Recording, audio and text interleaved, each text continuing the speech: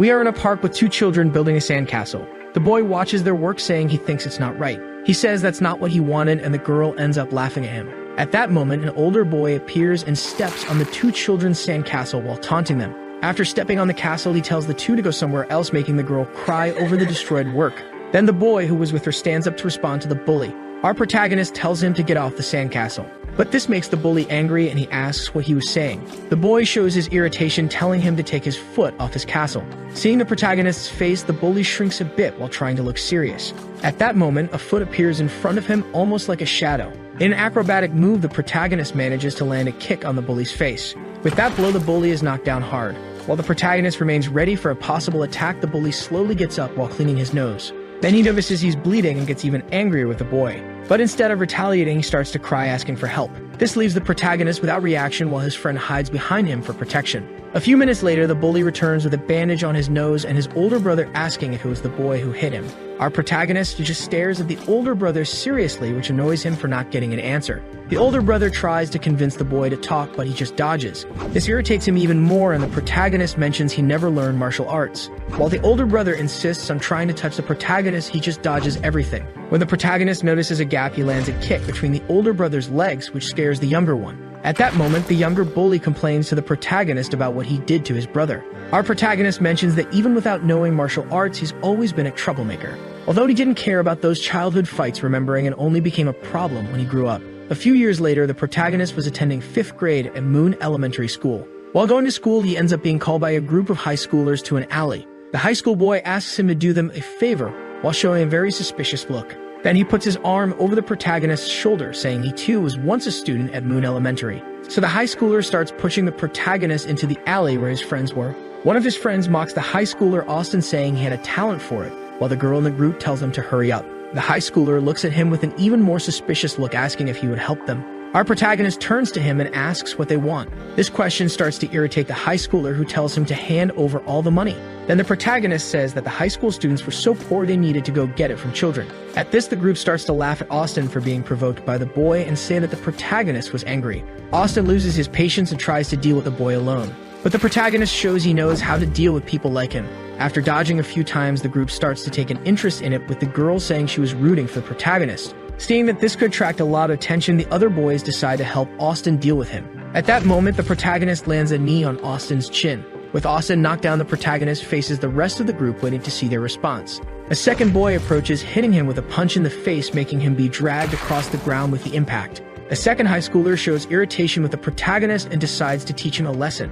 But the protagonist says he never felt fear or thought about what would happen after, as he picks up a brick from the ground. He says he knew exactly how to react, and then he uses the brick and hits the high schooler hard on the head. With two knocked down, the other members of the group are speechless while staring at the protagonist. Their leader, Austin, whom they believe would be the school leader, was knocked out with his head bleeding. This causes the others to lose their heads and go after the protagonist for revenge. But he advances against them with the brick, saying he believes he was born this way and that he never loses in a fight. The girl in the group is in shock while someone trembles beside her, begging for help, seeing everyone being knocked down by the protagonist. His brick in hand was completely stained with blood from his attacks. When the protagonist turns to the girl to find out what she intended to do, he looks at her in a frightening way. A few minutes later, at the police station, the officer asks if he was really serious that he had done all this. But the boy just remains quiet, leaving the officer waiting for some answer.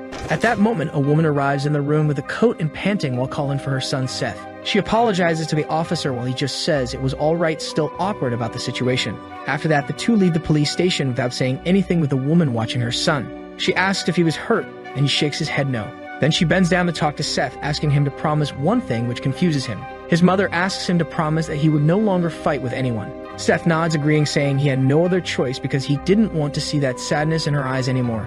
She thanks Seth for the promise, but he remembers that at the time he didn't know the truth behind that sadness. Time passes and Seth arrives at high school, still having the same determined expression from that time. A boy opens the door with all his might while calling for Seth, clearly looking for a fight. Then he invades the room and lands a kick on Seth's back while asking if Seth thinks he's funny.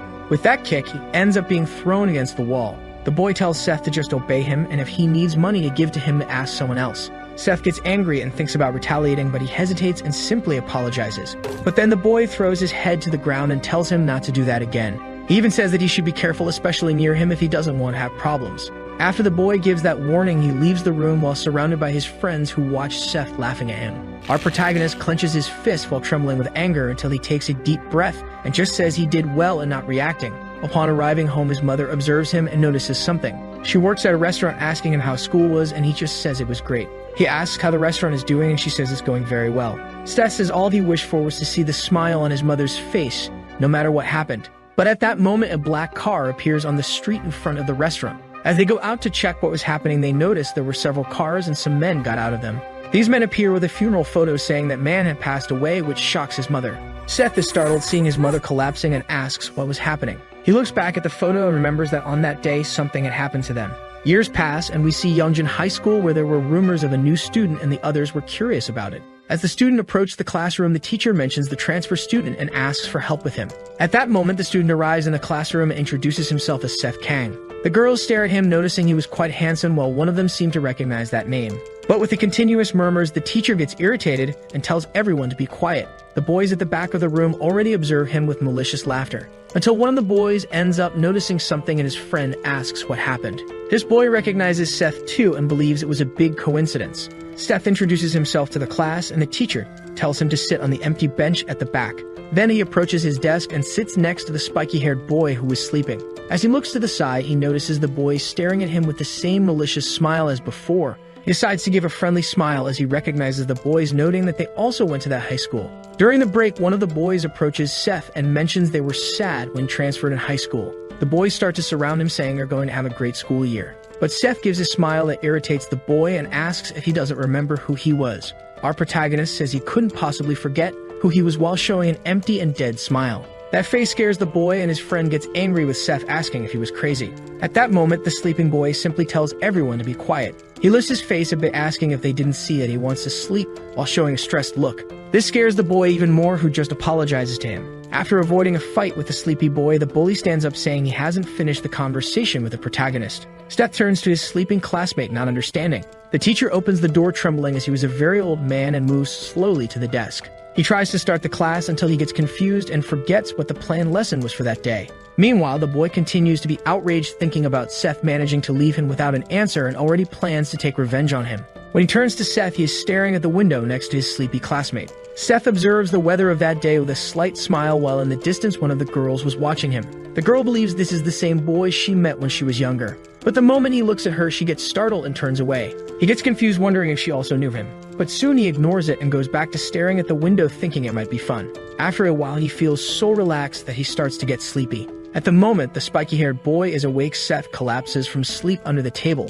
The blonde boy stares at the protagonist and decides to leave the room for a moment. Then the bullies, who are watching him with fear, are impressed, until they understand it would be a chance to go talk to Seth, who was sleeping. With it, the bully joins his friends and goes to the table to settle the score with him. But at that moment, someone comes to stop them. The girl who had recognized him stands in front of the boys to prevent them from approaching Seth. This irritates the bully, saying it's going to be her turn too, but the girl says they can't cause trouble in the classroom. He says he doesn't care about that and tells her to get out of the way. But she doesn't hesitate, saying that as the class representative, she wouldn't let them do whatever they want. At that moment, Seth's hand appears on her shoulder, saying that although he appreciates the help, he prefers that she step aside. Our protagonist refers to them as his high school friends. He asks if they missed him because he missed those classmates while showing excitement for a fight. While the representative watches him curiously, the protagonist begins to explain about his life, saying that he held back when he was younger because of his mother, and with that the bully already notices something different. But he also remembers his father's words, saying he shouldn't let anyone kick his behind.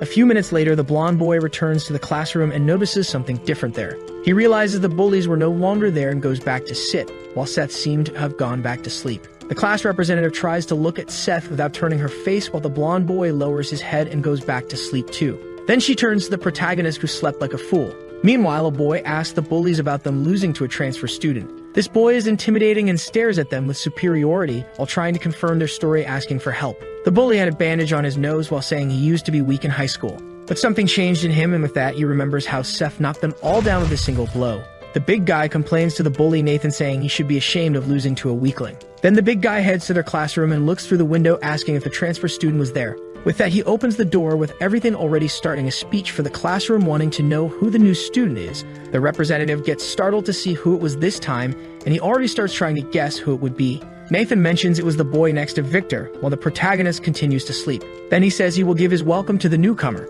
As he approaches, the classmate of the representative wonders why he was there. Despite the big guy trying to talk to Seth, he doesn't respond, which irritates him even more. Seth lifts his head, still sleepy, and the big guy says he took care of his money source. The big guy introduces himself as Goblin from Jungsan High School and says you must have heard something about him. At that moment, Goblin starts to look closely at Seth's face, realizing it was familiar and wonders if they've seen each other before. Our protagonist asks what he's talking about, and then the two recognize each other. It turns out that Goblin from Jungsan was the bully who destroyed his sandcastle when he was a child. Remembering this, Seth gets excited, asking how he's been and how his brother was. But he doesn't realize how much Goblin was sweating cold remembering his face. Trying to stay firm, he just says he'll see him later. Seth smiles, saying it's all good as Goblin leaves the room being questioned by Nathan. The bully tries to force Goblin to solve his problem with Seth until he sees the big guy's face again telling him to move. Nathan doesn't understand anything and asks if he wasn't going to solve the case, but Goblin reinforces that he should get out of the way. With that, Goblin walks out of the room and Nathan just looks confused and turns to face Seth, not understanding anything.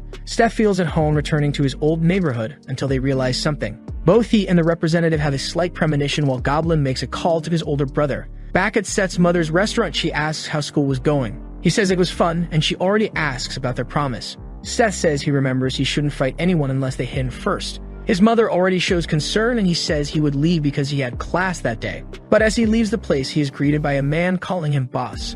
At that moment, he sighs, reminding the guy that he wasn't supposed to do that, and he had already asked him to stop. The man calls him boss again, and the protagonist repeats that he stopped calling him that. After getting into the car, he asks to go quickly, and the driver continues the journey while his mother watches them. Back at school, Seth is sleeping in the classroom next to Victor. Hours pass, and so do classes, while Seth just lies on the table sleeping and the representative stares at him. While the boys talk nonsense in the room, the physical education teacher opens the door. Then the representative tells everyone to stand up for the teacher. He goes to the desk already without much enthusiasm and notices something in the room. The two sleeping in the back end up annoying him while the students get worried. With that, the teacher goes to the back of the room very angry and stops behind the two.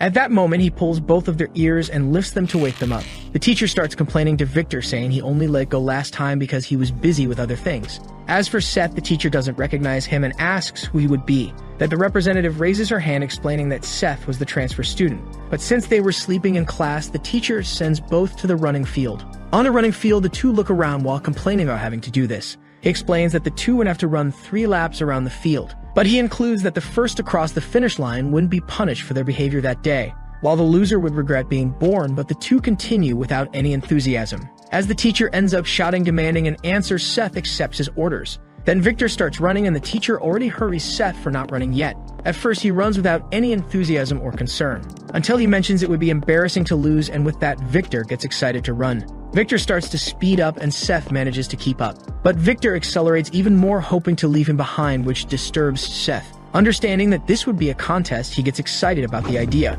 And with that, the two run like a bullet past the teacher. He is impressed to see the absurd disposition of Seth and Victor. The two race across the running field while looking at each other like two children trying to overtake the other. After finishing the race, both are exhausted, and Victor looks at Seth curiously, while Seth imagines it will be fun. Meanwhile, the teacher continues to be impressed to see that someone could reach Victor's level. The next day, the final round of the national team fighting selection contest was taking place. In the open weight category, a blonde man boasts that he was close to joining the team as he only lacked one more opponent. But his opponent was a huge boy who looks at him from behind with a strange aura. All the spectators are worried about it, while the boy seems to be annoyed by the man's comment, because even though he talked so much, he didn't last in the fight and was already defeated by him. After the fight, competitor Brock Chang returns to his locker room to rest, until he receives a visit from Goblin and asks what he was doing there. Goblin says that the boy from the past who beat them when they were younger was back. This phrase makes Brock scared and starts shaking sitting down, which makes his brother curious. Back at school, Seth and Victor were sent to the counseling room by the teacher, who tells them not to sleep in his class. Then he already asks Victor when his next competition would be. He says he hadn't registered, and the teacher explains that if he wants to be a professional, he should also pay attention to weight. Then he turns to Seth and asks if he's on any team. As Seth doesn't understand, he explains it's about athletic teams, and Seth says he's not participating in any. His phrase disappoints the teacher for the wasted potential before sending them back to the classroom. Arriving in the classroom, the elderly teacher tells them to sit in their places. The two look at the teacher just before lying down, and while looking at each other, they fall asleep again. At the end of the afternoon that day, Brock goes to the school to try to find Seth, wondering why right in that place. At that moment, everyone starts to spread that Brock was back at school and keeps all the boys attentive to it. He goes to the student council room where the president asks if he came back again. Meanwhile, in Seth's room, he continues to sleep and Victor is already getting up to leave. Victor starts to run until he passes by Brock, calling him Broomhead, asking where his class was. But as he ignores him, Brock grabs his shirt, forcing Victor to answer. Then he warns that if he didn't let go, he would have problems. Brock starts to laugh, asking if he doesn't know who he was. But Victor admits he has no idea who he was, and this irritates Brock. At that moment, Victor lands a punch on the chin to make him let go of his shirt. With that, he already strings together a series of punches against his opponent. But Brock stretches out his hand, going after his neck. Brock starts pressing Victor while holding him, asking if that was all he could do.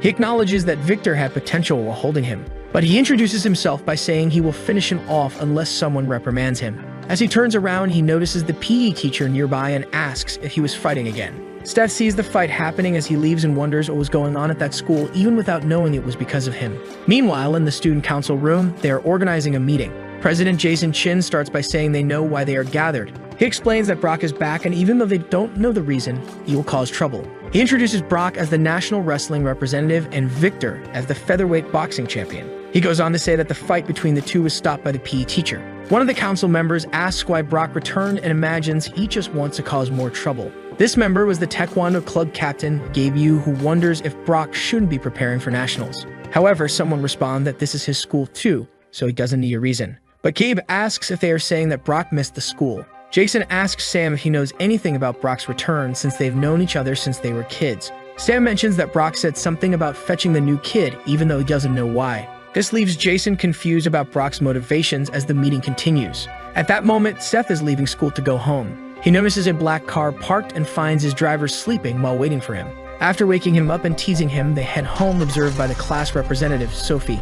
She notices Seth in the car while her friend calls her from afar. The driver asks if Seth is going to visit a place again, and he confirms. That night, they pass by his mother's restaurant, and Seth watches her working, then tells the driver to keep going. They arrive at the building of a company called Sunshine Group. At the entrance, he is greeted by a man who welcomes him as the boss. Seth gets out of the car, greeted by his employees at the entrance of the building. He gets irritated and asks how many times he needs to repeat not to call him boss when he's in his school uniform. This leads to a flashback of the protagonist in front of his father's grave on a rainy day. He stares at the photo on the grave until a tall man appears with an umbrella, asking them to leave because it was getting cold.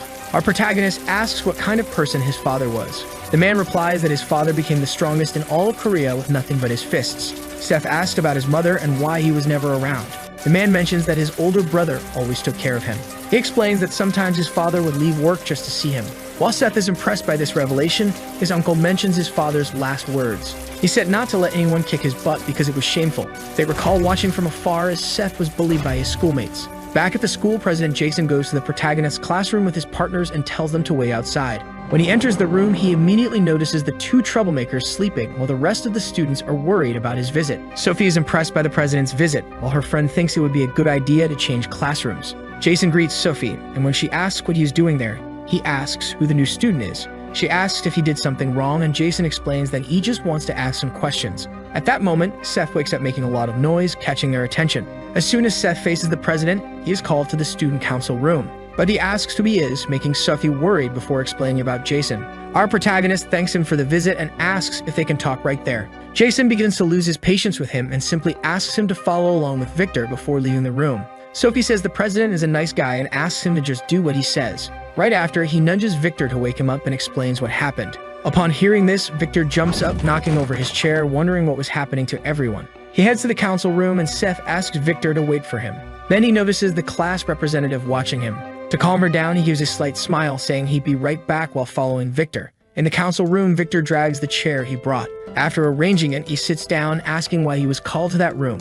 Jason adjusts his glasses and gets straight to the point, asking if he knows who Brock Chang is. Both of them are confused until Victor starts to remember the fight with the guy from the previous day. Jason explains that until 2 years ago, this school was for athletes. The government sent the most talented athletes from all over the country to study there. Victor asks why he was there if everyone knows this story, although the protagonist has no idea about it. Jason continues, explaining that currently it's just an ordinary school because of Brock, who caused many problems until he left. But now Brock is back to find the new kid, which makes everyone curious. The president asks what their relationship is, and Seth stays silent for a moment. He admits that he has no idea who Brock Chang is, which leaves everyone even more confused. Meanwhile, in the counseling room, the teacher talks to Brock, saying he heard he was on the national team. He asks why Brock doesn't seem happy since he thought that was his dream. Brock simply stands up and says he's leaving while the teacher calls him for a final piece of advice. The teacher tells him never to give up on sports no matter what happens, but Brock just stares at him and leaves the room, letting the door close behind him. Back in the student council room, Jason explains what happened during Brock's time, saying several students were suspended. When he arrived to see what was going on, it was too late because Brock had taken down several students and faced Jason all bloody. Many students had athletic careers and were forced to abandon them, while Brock was nearly sent to juvenile detention and expelled. He explains that a judo team member was going to the national team but was stopped by what happened. After this incident, the school was abandoned by sponsors and became an ordinary school, with the clubs remaining intact. Jason mentions that the one who helped Brock was the teacher, preventing him from being punished and introducing him to a team. While Seth starts to tire of the story, the president again mentions that he came back because of him.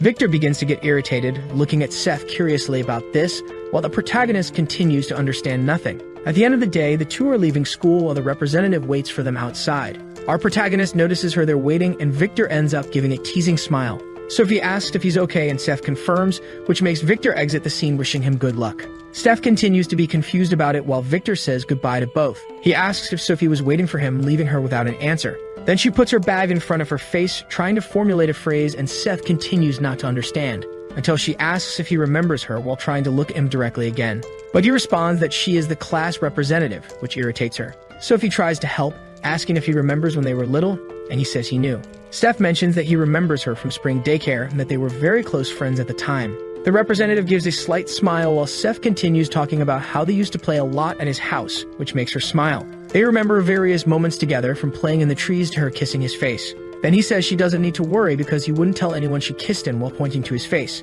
Steph explains that they were children, but then she becomes quite disheartened while he asks if she waited so long just to ask that. At that moment, the student council members start to leave, and she complains, asking who said she was waiting for him. She follows the president and leaves with the council members, leaving Seth alone. Seeing the two talking, the protagonist believes they get along very well and just smiles. As he goes the opposite way, he remembers when they were children. Our protagonist smiles as he continues on his way until he sees the car for his ride stopped again. He finds his driver sleeping again and starts to get into the car until he is greeted by the still sleeping driver. Then, when he asks why he is always so nervous, the driver wakes up, apologizing. Again, he asks if he should pass by his mother's restaurant so he can see her. Seth says no and asks them to go straight to the company. Arriving at the Sunshine Group building in the president's office, he shows boredom with the paperwork. He starts to shuffle through the papers, asking what he should know about these matters. But his uncle asks him to speak more professionally when at work. The two stare at each other, and the protagonist asks if he really needs to do this since he's not officially the president yet. However, his uncle reminds him that the Sunshine Group is the product of his father's work, and as the only son, he should inherit it. Our protagonist says he's only 17 and doesn't know much about these things. With that, his uncle gets irritated, saying that Sunshine is not an average corporation. He mentions that the roots of Sunshine are what people call gangs, explaining that they only appear legitimate. Their company handles numerous illegal businesses that have arisen in the underworld in every possible sector. His uncle calms him, acknowledging that he still has 2 more years before he truly takes over the business. But he already advances that this means nothing for the business because he is the son of the boss whom all the executives have accepted. Our protagonist sighs until they receive a call. Then Seth's uncle answers the call, and someone says that the people from Busan were there, but the call is dropped. He gets deeply irritated until a door is kicked open, and the uncle asks what they think they were doing. At that moment, the boss of the Busan group, Derek Paik, invades the room, asking if he wasn't welcome there. While the uncle says that it was betrayal, Derek responds angrily that he doesn't accept Seth in power because he's just a boy. His attitude irritates the uncle so much that he needs to be stopped by Seth, who intervenes in the conversation between the two. Our protagonist stares at him and asks how Derek's nose was with that. He replies that he was careless last time, and Seth asks if he would like a rematch. This excites the protagonist, saying it was the perfect time because he was in a very bad mood, and he jumps on Derek. Derek can't react while the protagonist approaches him, and then a noise of something being crushed is heard. The next day back at school, Seth says goodbye to the driver while Jason watches him arriving at school. The two stare at each other, and Seth enters through the gate while they remain alert to Brock. Meanwhile, Brock orders his brother to bring the protagonist by any means, and then Jason notices him from afar watching the entrance. In the council room, the president explains the situation and asks them to avoid fights with Brock.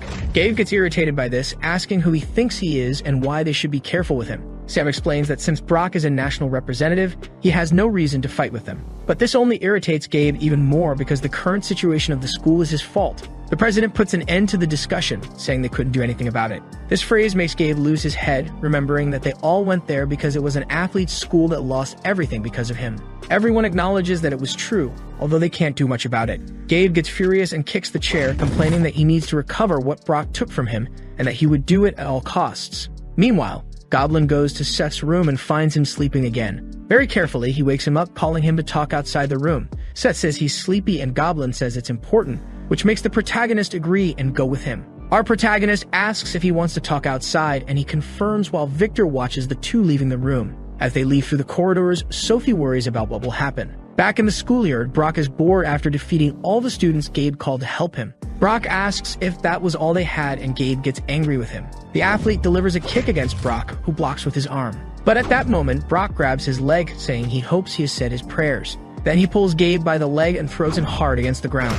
After defeating him, he still feels bored while observing his unconscious body on the ground. Then he says he will make sure he never walks again. However, he is stopped by the council president, who appears to end the fight. Brock recognizes him, and Jason asks why he was there since he had no grudge against the school. He explains that he indeed had no problems with the school and just wanted to talk to the new kid. Jason tells him not to cause any more disorder within the school area. With that, Brock says that although nothing can scare Jason because he comes from a wealthy family and is the council president, he is superior. The president stands firm, saying that he cannot let the entire school get into trouble because of him. Suddenly, our protagonist arrives, brought in by Goblin. At that moment, the two stare at each other and Seth realizes that he is the Brock they talked so much about. Remembering Goblin's brother's face, he gives a huge smile, saying he hasn't changed a bit. But then Brock is ready to face him and approaches the protagonist. Seth notices his intentions and starts to tremble his hands until he clenches them, preparing his fist. Until Jason intervenes between the two, preventing Brock's advance. He warns Jason not to interfere if he doesn't want to regret it. However, the president remains firm in his decision, ordering them not to fight at school. Brock finally loses patience with the president and decides to attack him. With that, Seth asks Jason to get out of his way while pushing him aside. Our protagonist believes he came to see him while the two remain unresponsive to his attitude. Jason tries to threaten Seth so they don't cause more problems for the school, and the protagonist assures that he won't let anything happen. He asks to go fight in the gym as there were many people there. He also mentions that they can choose any form of fight they want because he doesn't care. Brock remains silent, staring at him, and Seth says he's not afraid of him. Then Brock raises his hand to attack him, and Seth asks if he looks like someone who is afraid of a fight. His look surprises both spectators until Seth says they will fight as sportsmen and asks where the gym is. With that, rumors of a fight begin to spread throughout the school, saying it would take place near the boxing club.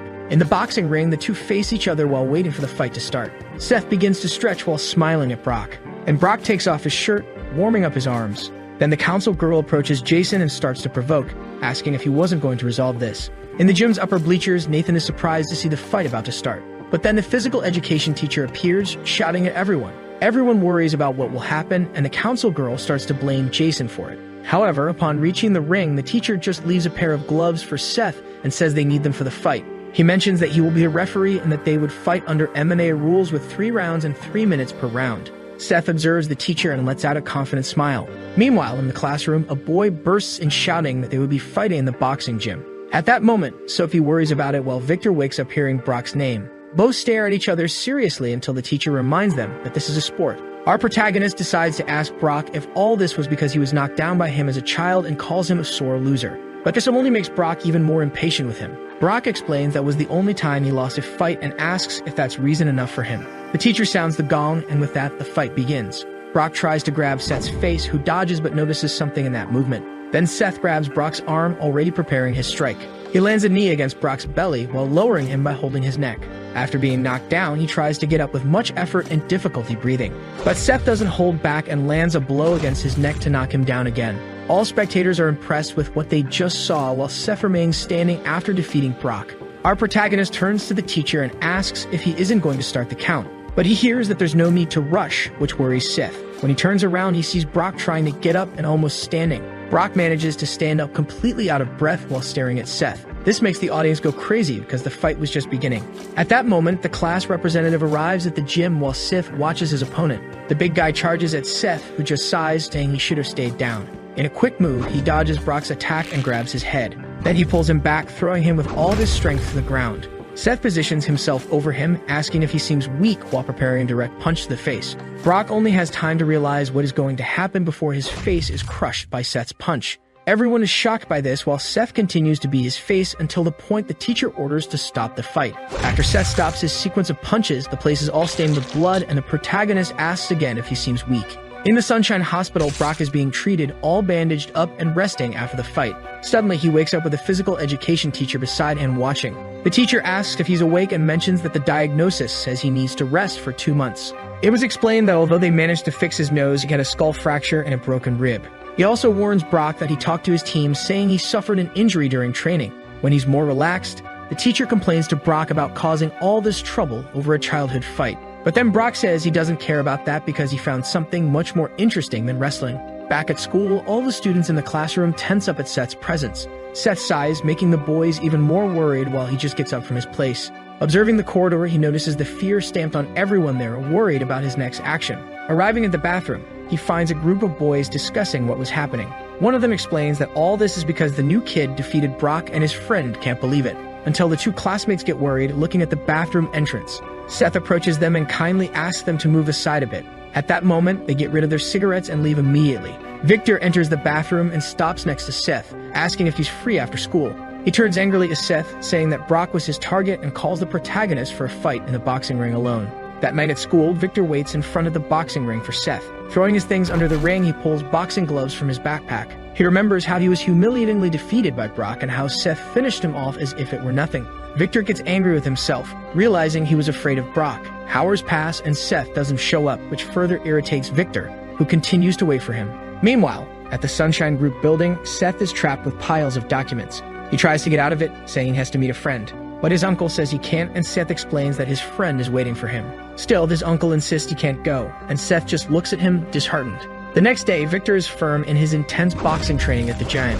He continues his training until a man comes up, asking him not to push himself too hard since he doesn't have an upcoming fight. Victor replies that he needs to be always ready for when he needs to be. The man tries to explain to him that boxing won't yield much and it would be worth more for him to switch to MMA. But Victor explains that he doesn't do it for the money, which leaves the man speechless. He says it's okay, and that he made a promise. The promise that he would become a world champion and that he wouldn't give up until he achieved it. After that, he tries to calm the man down, saying they should get a fight soon and heads to school. As Victor leaves the gym building, a black car appears. Several men get out of the car and talk to the man, asking him to sell the building, saying they will pay what it's worth. Arriving at school, Victor goes to his classroom and finds Seth lying on the table. Seeing him, Victor gets irritated, remembering Seth and Brock's fight the day before. He kicks Seth's chair, making him get up all sleepy. When he looks at the clock, he complains that it's not even 7 o'clock yet. Seth turns around and sees Victor behind him, complaining if he thought it was funny to have left him waiting. But he explains that he had a lot of work to do, and that's why he didn't show up. Victor is confused by this work story, and Seth just yawns from tiredness. He tries to threaten Seth in case he thinks of running away from him again that day. But then the protagonist gets excited as he stands up, asking why he thinks he arrived so early at school. Our protagonist explains that he's not the type of person who runs away when someone challenges him to a fight. This statement irritates Victor, who already cracks his knuckles in anger. With that, Victor charges at him and tries to land a punch on Seth's face. Our little monster doesn't move, letting the punch hit him in the face. Victor hears the protagonist say he doesn't feel bad about it and realizes what really happened. The protagonist caught Victor's punch with one hand, saying his punch is quite strong. But then he starts to squeeze his fist until he breaks one of the fingers. Even in pain, Victor continues to stare at him seriously, and Seth asks if he still intends to continue. At that moment, Victor prepares a punch with his other fist to knock Seth down. But all his punches are dodged until he corners himself against the wall. Victor charges at him, taking advantage of the situation, and prepares a direct punch to the protagonist's face. But Seth simply slaps his fist down, dropping Victor's arm, which impresses him. Trying to continue the attack, Victor prepares his other fist to strike. Our protagonist gets tired of being on the defensive and goes on the attack, until a boy arrives in the classroom and is shocked by what he sees. At that moment, Seth was almost being hit by Victor while he was about to land a punch on him. When Victor notices the student behind them, he decides it would be better to leave it for later. During classes, everyone looks at the two curiously about what happened earlier. The two have a sullen face throughout the class. Hours pass, and they continue trying to avoid looking at each other, until Sophie arrives calling Seth to go to lunch. At that moment, he feels excited, saying they can go together, which confuses her. Victor sits down and complains about him, saying they will soon find out who will win. But then he lowers his head and goes back to sleep on the table. When the two return, they see Victor sleeping and Seth lies down to sleep as well, while Sophie goes to her desk. At the end of the day, Victor gets up from the table and calls Seth to follow him. As they leave the school premises, he continues to tell him to follow, and Seth tries to ask something until Victor interrupts him. Still, he asks if they have arrived, and then Victor turns around just to see him entering a black car. Seth says he doesn't have much time and tells him to get in the car. After they get into the car, the driver asks, all uncomfortable, where he should take them. That night, the driver lights his cigarette to wait in front of Victor's boxing gym, asking if he can go home. At that moment, the black car returns, and the men who came in the morning come back armed. They walk towards the gym while the driver just smokes his cigarette. Meanwhile, inside the gym, Victor calls Seth to the ring. Then Seth looks to the side and sees a photo hanging on the wall of a fighter with a child. But Victor gets impatient and tells him to hurry up since Seth said he was busy. When Seth enters the ring, Victor admits he's been interested in him since he was transferred. Our protagonist still teases his opponent, asking how he managed to see him if he was sleeping. Victor gets irritated by his comment, and Seth tells him to just hand over the gloves. With that, Victor explains that this time he will fight without gloves because this is his sport. The two stare at each other seriously, and Seth pulls his tie to take off his shirt. At that moment, Victor is impressed to see the number of scars on Seth's body. He continues to provoke Victor, asking if he was scared, which irritates him even more. The fight begins with Victor charging at him with his speed. The moment he intends to land a punch on Seth's face, someone yells out for him. His coach appears, panting at the door, and disrupts the two's fight. He asks who the people outside the gym are, which makes the two curious. When Seth goes out, he sees his driver subduing the vandals who wanted to invade the gym. He asks what happened, and the driver explains that they intended to attack. Our protagonist asks who they were and why they did it. The driver says he has no idea why, and Seth decides to take one of them to ask better. Back at the Sunshine Building, they hear that the gym has unpaid debts, and that's why they were going to settle accounts. He asks if the idea was to forcibly take over the gym building with that, but the man says they intended to buy the coach's gym. Seth asks his uncle what they should do, and he asks what the protagonist would like to be done. Back at school, the teacher says Victor hasn't arrived and asks if anyone would have any idea where he was. Everyone starts to suspect that Seth did something to him the day before, and Sophie turns around. Then the teacher just ignores the absence and decides to start the class anyway. Hours pass, and Victor still doesn't show up in the classroom. Suddenly, he appears in the room and goes to the table to talk to Seth outside. The two leave the room and leave Sophie even more worried. On the side of the school building, Victor stands in front of Seth holding an envelope. He shows it and asks what exactly that envelope was, explaining that he received it the day before. Victor comments that his and his father's debt were paid with interest, and Seth questions what he means. This irritates him, and he asks if this was Seth's doing. But Seth asks what the problem would be with that. With that answer, Victor tells Seth not to meddle in his family's problems, but the protagonist asks if that's how he protects his pride. His phrase irritates Victor even more, who grabs his collar, but Seth tells him to return the money if he doesn't want the help. But Victor explains that the collectors disappeared and asks what he had done with those collectors. Seth frees himself, telling Victor to just focus on his boxing. He also reminds Victor of the promise he made to his father to become a world champion. Then Victor steps back when he realizes that Seth knew about it, and Seth warns that he can call him out for a fight whenever he wants. As Seth walks away, Victor can only watch him leave, which again disturbs him. Back in the classroom, Sophie stares at the door waiting for her beloved to return. But when he arrives, she gets startled, asking what she was doing. She tries to make up an excuse, saying she thought he had gone to fight again. Seth teases her, asking if she was worried about him. Then she blushes and comes up with a class representative speech, saying she feels responsible for them. With that, Seth says he won't fight with the boys from their class, noticing that she hasn't changed at all. Sophie doesn't understand, and he explains that she has always been kind and concerned about everyone. As he leaves, Sophie just watches him go while someone watches them from afar. The council president gets annoyed with Seth's closeness and says he should know his place. In an old Japanese-style house, Derek waits seated in an empty room. A man in a half-open kimono full of tattoos asks for permission to open the door. Inside that other room was the leader of the Santu Onikai gang, Meduki Ryushin. Derek bows his head, apologizing to the leader, who only mentions that he was extremely disappointed with his subordinate. He apologizes again, trying to ask for another chance to fulfill his mission, explaining that since the heir has not yet been confirmed, they could take over Sunshine if they received help from the gang. At that moment, Ryushin breaks his pipe, hitting the ground with all his force. Ryushin praises having heard that the heir was very young. He remembers that even being very young, he was still the heir and he should be more cautious. Then he explains that they should look for what the heir's weakness is, because as he is not an adult, he must have a weakness. Derek begins to remember moments he saw Seth with his mother after his father's death and believes he knows what his weakness would be. But the gang leader already advances that he must work calmly and make sure not to fail this time. A group of boys appears in the protagonist's room led by Gabe, who is still recovering. He already yells at everyone.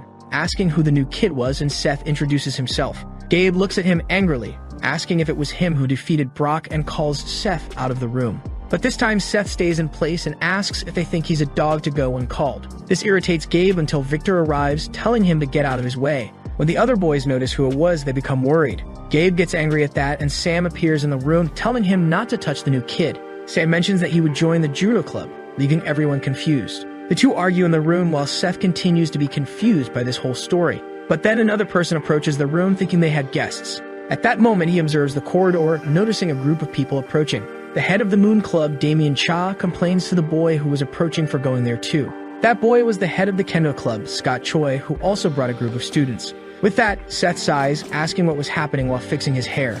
Seeing the mess this was becoming, Sophie calls everyone's attention. She says that because of them, the whole class was uncomfortable. Each of them gives their excuses for why they were there, and Sophie simply expels everyone from the room. After closing the door, she turns to Seth, saying he can be more at ease now.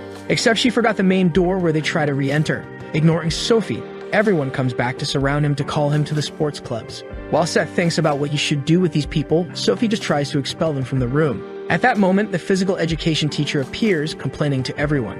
After everyone stares at each other, the teacher says he understands what happened and sends everyone to their rooms. Seeing that they wouldn't have much to do, everyone leaves the room with Gabe warning that he would come back to talk to him later. The teacher calls Seth to the counseling room, but he doesn't understand what happened. In the counseling room, the teacher remembers that they were an athlete's school and tries to ask him to join a club. Seth is confused by the request until the teacher remembers about Brock. He explains that Brock was like him in the first year, with all the clubs wanting to call him to their teams until he got involved in the fight. Our protagonist understands that the teacher wants to prevent him from causing problems, replying that he's fine. But he already advances that he doesn't have time to dedicate himself to sports. The teacher gets irritated, asking how busy he could be being a first-year boy. He believes that Seth was just joking around, and the protagonist says he's more than he seems. He also advances that those who should be there were the students, not him. With that, the teacher is left without an answer, and Seth asks him to tell the students not to bother him anymore. Seth completes, saying that he doesn't run away from a fight. Meanwhile, Jason listens from behind the door, returning to complain about him for finding him arrogant. Jason heads to an abandoned building of the school where a group of boys gather to smoke. A boy is impressed by the presence of the council president there. He asks what the president wanted, and he replies that he would like their help to get rid of someone. At the end of the day, Seth is leaving school and heading to his car. As he passes through a gap in a wall, a guy emerges from behind him with a piece of wood and hits him. Some time passes, and Seth begins to regain consciousness in front of the guy Jason was talking to. The boy smiles and starts talking to him while Seth stares at him with his injured head. When he manages to stand up, the boy with a piece of wood hits him in the back. Then Seth stares at him seriously and gets annoyed with the protagonist's look. One of the boys from the classroom says he seemed very weak for someone who defeated Brock, and another boy tells him not to be rude. As he stands up, Seth says he's in an interesting situation. The group leader is impressed that he isn't scared of the current situation. At that moment, the boy with a piece of wood tries to hit him again. But this time, the protagonist is prepared and ducks, aiming a punch at his hand. This blow returns the attack and disarms him, sending the wood flying into the air. With that, the group leader is impressed with the move while the boy screams in pain from the blow. His hand was completely destroyed, and Seth just says he was being too noisy. Then he lands 2 punches on him, knocking him down before asking who those people were. While the leader is speechless, Seth says he doesn't care much about who they were and just wants to resolve this quickly. The leader says he's arrogant and orders everyone to go after him, making the group surround the protagonist. Seth observes his adversaries well, and when the leader orders them to attack, they all charge at him. Our protagonist lets out a slight sigh, preparing to fight, and when he's ready, he starts knocking down his adversaries. One by one, they are knocked down by Seth's blows, while one of them tries to catch him off guard with a chain. Seth manages to free himself, hitting his face while another henchman tries to grab him from behind. But the protagonist pulls the chain boy, throwing him against his other sneaky adversary, knocking them both down. At that moment, he grabs the chain, saying it was fun while showing a sadistic smile. The leader gets angry again, ordering his henchmen to finish Seth off quickly. Then they go to get the bats to end the fight once and for all. As soon as they start trying to hit him, Seth dodges the first attack. With that, he strings together blows on each of the aligned henchmen, getting rid of all those in his way, until he is caught by surprise, becoming immobilized while another boy approaches with the bat. As he prepares to hit the protagonist, he quickly lands a kick to the face while throwing the other against a wall. After freeing himself, the protagonist turns against the boy who immobilized him, landing a series of punches. Another boy tries to catch him off guard with a bat in hand to finish the fight. He manages to hit the protagonist's head, who stands up feeling the pain of the blow. When he sees his own blood, he simply loses his head as he turns to his adversaries. At that moment, he charges at the remaining boys from the group. Their leader is simply without reaction to what he just saw. His entire group was completely defeated by Seth, who remained standing. With that, he notices that the protagonist was the same boy who finished off his friends with a brick when they were younger. When he charges at the leader, he cowers in fear of the protagonist. Seth grabs him by the neck, asking him to tell who was the guy who sent them to do this. After settling things in the abandoned building, he returns to the school building. Meanwhile, in the council room, the president waits with 2 other members. Jason wonders why he hasn't received news from the group while Seth approaches the council room, until the protagonist opens the door of the room, leaving the president surprised. Seth approaches him slowly while Jason stands up, facing the protagonist. He asks what Seth was doing in that room, and the protagonist just smiles at him. At that moment, he grabs the president's neck and hits him against the table. Our protagonist asks why he was attacked on his order. But then Sophie arrives in the room to talk to Jason and finds Seth interrogating him. Seth lifts the president back up, saying he was a lucky guy. After releasing him, he heads for the door while Sophie watches him frightened. He understands what the situation was and simply heads for the door, leaving Sophie behind. The next day, she sits disheartened at her desk, still remembering what she saw the night before, and tries to turn to Seth. At that time, Seth's car arrives at the school with his uncle saying he wouldn't question what happened. But he says he would provide some bodyguards for him. Even with Seth insisting nothing happened, his uncle doesn't believe it because his face was cut from the blow he received. The two argue a bit about the situation until Seth puts an end to it, telling him not to do that. But his uncle reminds that they are having problems with the leaders of Buzan and Pohan. He already advances that it's better for Seth to be prepared while he asks only that they stay out of sight. When he arrives at the classroom, Sophie is startled to see him. Arriving at his desk, Victor teases him, saying it was a shame while asking if they had beaten him up. Although Seth explains that it was 11 against 1, Victor just says it was nonsense. An announcement comes over the loudspeakers calling Seth to the principal's office, which makes Sophie and Victor curious. Victor asks if something happened with Jason, because his uncle is the principal and his father is the real owner of the school. Already advancing also for him to be careful because it's not well known what he is capable of. When he opens the door of the room, he sees Jason with several school employees. The principal, Calvin Shin, confirms the protagonist's name and mentions that he has caused many problems since his transfer. At that moment, Jason lets a slight smile escape, knowing the outcome of this conversation. He begins to list Seth's cases of fights, including the assault on the council president. With that, he concludes by mentioning that Seth was expelled from school. The president keeps smiling until he notices that Seth just looks at that comment with a smile, asking if that was serious. Right after that, he pulls out his cell phone to make a call. In a few seconds of conversation with his uncle, he orders to buy the school he attends. Several cars start to appear in front of the school, which makes the students curious. Seth's uncle steps out of one of the cars, heading to the school followed by their bodyguards. Calvin notices the commotion of his uncle arriving and asks what Seth had done. At that moment, the group opens the door to the principal's office. Jason tries to question who those men were but ends up being immobilized by the driver, who tells him to stay quiet. Approaching the principal, the uncle hands him an envelope. The principal gets angry with them for invading the school, and the uncle just tells him to read the content inside the envelope. After staring for a while, he opens the envelope and is shocked to see the content. It's mentioned that the principal had been involving the foundation in illegal activities for years, and the uncle promises not to mention anything if they hand over the school. Calvin gets angry, but as he tries to complain, he is grabbed by the neck. Then the uncle mentions that he had been spending the students' lunch money for his own benefit and that they should resolve this calmly. Back at the Shin house, Calvin talks to his brother, apologizing, because he had been forced to sell the school, which angers him. His brother complains to him, asking if he had gone crazy, and all he receives in response are more excuses. He examines the documents, noticing that it was the Sunshine Group, saying they are a bunch of criminals. When Jason arrives in the room, his father asks what happened at school. Jason explains everything that happened in recent days, and his father just picks up the phone to call the senator. He asks the secretary if they had heard of the Sunshine Group. Meanwhile, at the Sunshine Building, the uncle explains what was done, saying it was easy because they were guilty. Although Seth asks if this could cause problems, the uncle starts listing all the crimes they found in their records. Our protagonist is impressed with how much he discovered in one day, and the uncle remembers that since he went to that school, they were prepared. But then the uncle asks who will be the new director of the Youngjin Foundation because he believes Seth would choose the new director. However, although he believes Seth had someone in mind, he simply hadn't thought about it yet. The next day, Seth arrives at school, heading straight to his desk. As he sits down, Victor watches him curiously, who ends up noticing the look and starts watching him back. After staring at each other for a while, Victor gives up and turns his head down again. Sophie watches Seth from afar and gathers the courage to approach him again. She asks if something happened because she didn't see him after he went to the principal's office. Seth asks if she was worried about him even after seeing him that way, and she says he's a classmate. Our protagonist gives a light laugh and smiles at her, saying she didn't need to worry. But at that moment, Jason arrives in the room, bursting through the door. calling for Seth. Everyone is impressed with the president's visit while waiting for him to say something. Jason asks if Seth believed he would be afraid of a pathetic criminal like him. But as soon as Seth stands up to go to him, Jason simply slams the door shut, running away, which leaves him without reaction. Back in the principal's office, the physical education teacher knocks on the door and a man gives permission to enter. Seth's uncle asks him to sit down while he continues to look out the window. He asks if the uncle was looking for him and tries to find out how he could help. Then he requests that the teacher become the new principal of the school, as it was the order of the new owner of the school. At the end of that day, Seth prepares to leave and Jason waits for him in an alley with his friends. He explains that they were supposed to bring the protagonist to him. One of the boys is impressed that it was just about capturing a high schooler while remembering that he needed the money anyway. But when he sees who it was, he is shocked while Seth gets into the car. Jason is confused and the boy gets angry, saying that he wanted them to catch a murderer, throwing the money in his face. All the boys run away, leaving Jason behind, which angers him even more, wanting to know more about Seth. Looking at the street, he sees a line of black cars taking Seth away, which impresses him even more.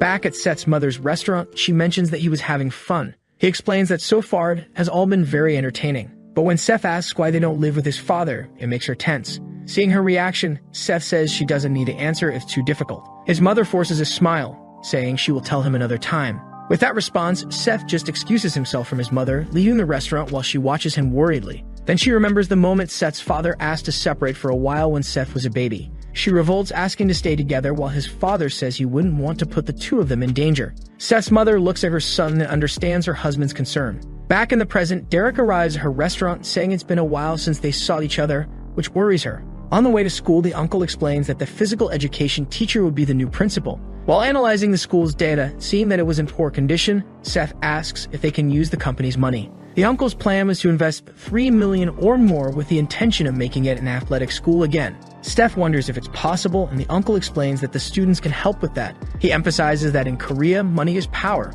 and Seth remembers that they have money. Back at school, the two classmates are sleeping during the old teacher's class, until suddenly, Seth's cell phone receives a call from the head of the Buzin group. When he answers the call, he hears Derek trying to provoke him, but gets annoyed that Seth doesn't recognize him. When he tries to explain the reason for calling, Seth warns that he was in class time and hangs up the call. Seeing that he would insist on calling back, Seth turns off his cell phone. Meanwhile, in a building under construction, Derek hears the notice that the phone was not available. This irritates him greatly while Seth's mother just sits in front of him. Derek orders his henchmen to go after him, thinking that this time he will finish Seth off. At that moment, the protagonist was dreaming about Victor's spiky hair, imagining he would get hurt trying to touch it. At the end of the day, Seth leaves school, finding a silver van stopping in front of the school. Derek's henchmen get out of the van, stopping in front of Seth. Our protagonist asks who those two were, and the henchmen ask him to follow them. At that moment, the driver arrives and asks what they thought they were doing. When the henchmen turn around, they recognize the driver Rod, who gets angry with them for trying to boss his boss around.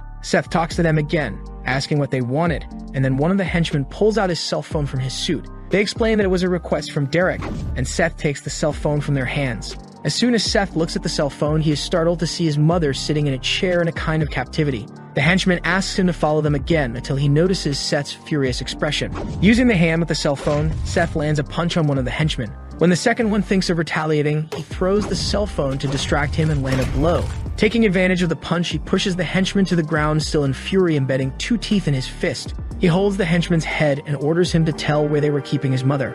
Upon finding out, all the bodyguards' cars follow to the location while Seth calls his uncle, who tries to keep him calm.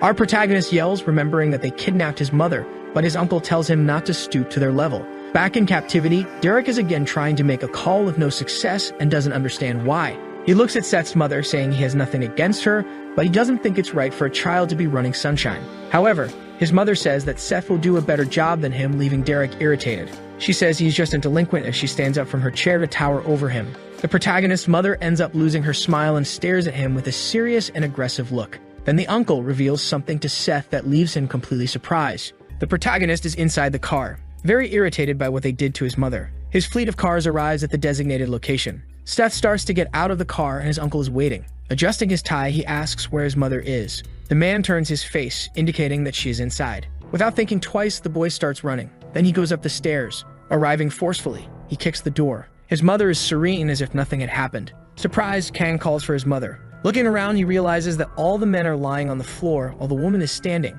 Derek is being held by his shirt. In the background, the boy asks what is going on. Seeing that it is his mother standing, he is in shock. Suddenly, his uncle arrives, apologizing to the woman. saying that he will leave the rest to her. Terrified, the man starts screaming, begging the boy to save him. Hurt and trembling with fear, he keeps repeating for them to save him. Then the woman walks away. Bowing his head, the uncle shows his respect for her. Leaving the place, she tells her son to go as they need to open the cafe. Frightened, he looks at his mother while she remains serious. Sometime later at the cafe, Seth asks about what happened. Dodging the question, his mother asks what he means by that. Curious, he asks how she managed. Smiling, she replies that it is a secret, which leaves the protagonist even more confused. However, she makes it clear that she will tell him everything when the right time comes. But the boy says he doesn't understand. Happily, she says that he doesn't need to understand because she is still his mother no matter what happens. After her response, he just stares in silence. Outside, the driver is smoking calmly. Getting out of the car, the uncle arrives. Quickly, the driver bows.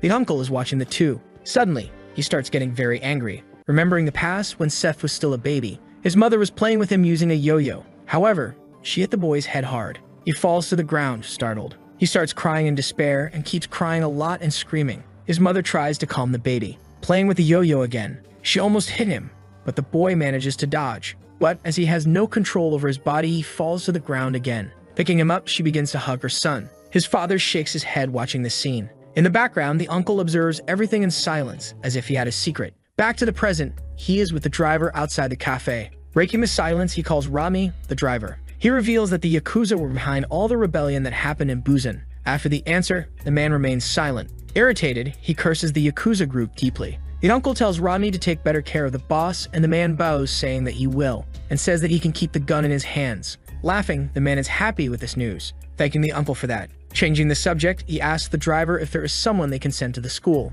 He explains that the leader of Santu Onikai, named Midaki Ryushin, is going after the boss and that they need more bodyguards. This catches the man's attention. Then he continues saying that he needs to find someone capable of pretending to be a new student. Sometime later at Sophie's house, she is a little upset while eating. Her father watches his upset daughter. Curious, he asks if something happened to her. The girl responds that it's nothing. Concerned, her father says that if someone is bothering her, she just needs to say, and he will handle it. Laughing, she says that he is a prosecutor and shouldn't say such things, and her father replies that the most important thing is that his daughter is okay. But the girl says it's not a problem, so he doesn't need to worry. This catches the man's attention. Staring seriously, he says that it seems like something happened. Sophie says nothing happened and asks to finish eating. Annoyed, the man remains silent, while his daughter fills herself with yogurt. Sometime later, on the girl's apartment balcony, her father is on the phone. Talking to Jason, he says he is Sophie's father. On the other side of the line, the president of the council says he was about to call the man. Then he explains that there have been some issues with the new student,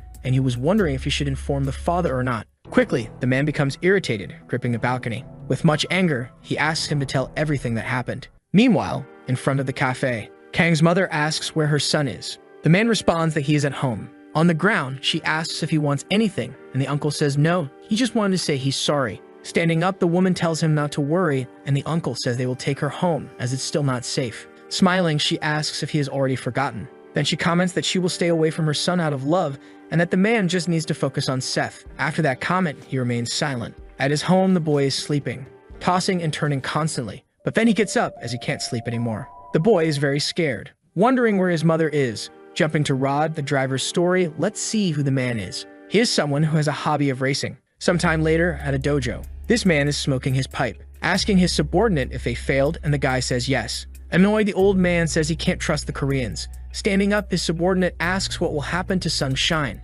Answering with another question, he asks if their leader is in the preparatory, and the man says yes. With a serious look, he orders them to send Akira there. Just mentioning the name, the man is already afraid. However, the old man says they will take him down, and for that, they need to use everything they've got. Meanwhile, at Yeongjum School, several students are in the courtyard. From the window, the new principal just watches. He's the former physical education teacher who became a principal. Adjusting his chair in front of all that paperwork, he sits while sighing with distress, saying that he was just a teacher, and that he will see how all this will work out. Suddenly, the phone starts ringing. Quickly, the principal answers. On the other end of the line, the caller says they are from the Sushine Corporation. Getting the news, the uncle says there will be a new student, ordering him to place the student in the same class as Seth Kang, and the principal questions the reason for that. Hanging up, the man doesn't answer the question. Someone starts knocking on the door, making the principal tremble. Then the person opens the door. Seeing who it is, the former teacher is frightened. It's Brock, who already seems better. Surprised, he asks what the boy is doing in this room since he never comes to school. Looking serious, he replies that he came to congratulate the man on being the new principal and also to ask for a favor. Not understanding anything, he asks what favor he wants. Lowering his head, he asks to let him join the school because he wants to graduate. This leaves the principal very confused, not understanding anything that is happening. In the school hallway, a student is walking. Inside the classroom, the students are listening to the teacher, who quickly says they have new students, leaving everyone confused. Looking to the side, she says he can come in. Then the man opens the door. Everyone in the room is silent. When the new student turns around, all the others are surprised and scared. The teacher asks him to introduce himself. In a casual manner, he says his name is Brock Chang, leaving all the students in shock. Annoyed by the noise, the teacher tells them to be quiet and asks the other new student to come in. The other new student begins to enter, standing side by side with Brock. Introducing himself, he says he is Jun Kim, saying it's a pleasure to meet everyone, and the girls fall in love with the new student's appearance. Jealous, the boys in the room are bothered by this. Nervous, the teacher adjusts her glasses while asking if these students are really in high school. Turning to the front of the class, she tells the students to take the empty seats at the back of the room. Brock goes first, and as he walks, many students are frightened. The two new students walk towards the back of the room, leaving everyone uncomfortable. Arriving in front of the protagonist, the man just stares. But Seth doesn't feel intimidated at all, letting out a very sadistic smile. Sometime later at school, suddenly, the classic car arrives. The driver tells Miss Akira that they have arrived. She seems to be speaking another language and asks if he's going to this school. Fixing her hair, she says she can't wait to see the protagonist soon. Meanwhile, inside the school, Victor and Seth are sleeping as usual. The two new students are beside them, leaving everyone in the room very scared. The teacher asks if everyone in the class is going on the graduate trip. However, everyone remains completely silent. Breaking the ice, the woman looks to the back of the room, asking if they are also going. Smiling kindly, Jun Kim confirms that he is going. With a blank expression, Brock remains silent. Then he looks to the side. Seeing the two sleeping, he says he'll go too. A little nervous, the teacher says she'll see them tomorrow. As she leaves, she asks everyone to befriend the new students. When she leaves, everyone becomes desperate.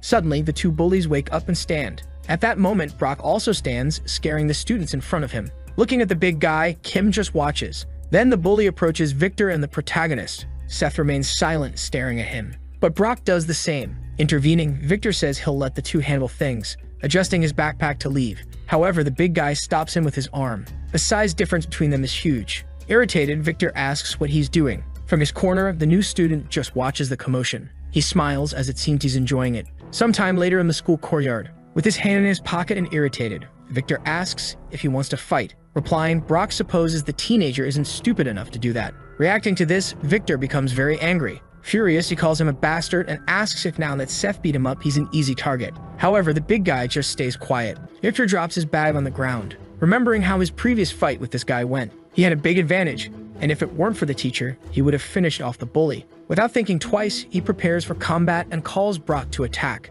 Cutting the tension, the big guy says it will be in the ring, concluding that gloves will be used. Confused, the blonde asks what he means by that. Explaining, Brock says he wants to learn boxing, and that he can learn properly if he fights against the blonde. This leaves Victor even more confused. At the same time, in front of the school, the protagonist walks. His classmate starts following him. Stammering, she calls out to her classmate. She's very nervous, unable to speak, and Seth asks if he did something wrong. Replying, Sophie says no, she just wanted to ask if he's free on Saturday, which confuses him for a moment. Handing him 2 tickets, she says she got 2 movie passes. Showing the tickets, she says she heard it's going to be a good movie. Excited, the hero accepts immediately, surprising the girl who asks if he's serious, and the boy confirms that he is. Reacting to this, she sighs in relief. While holding the tickets, she smiles, saying that's good. Watching her, the protagonist gets an idea. Suddenly, he asks if she's free today, asking if the girl wants to grab something to eat. Sophie remains silent because the invitation was unexpected, and the protagonist says he found a very good place. Then, she starts to smile.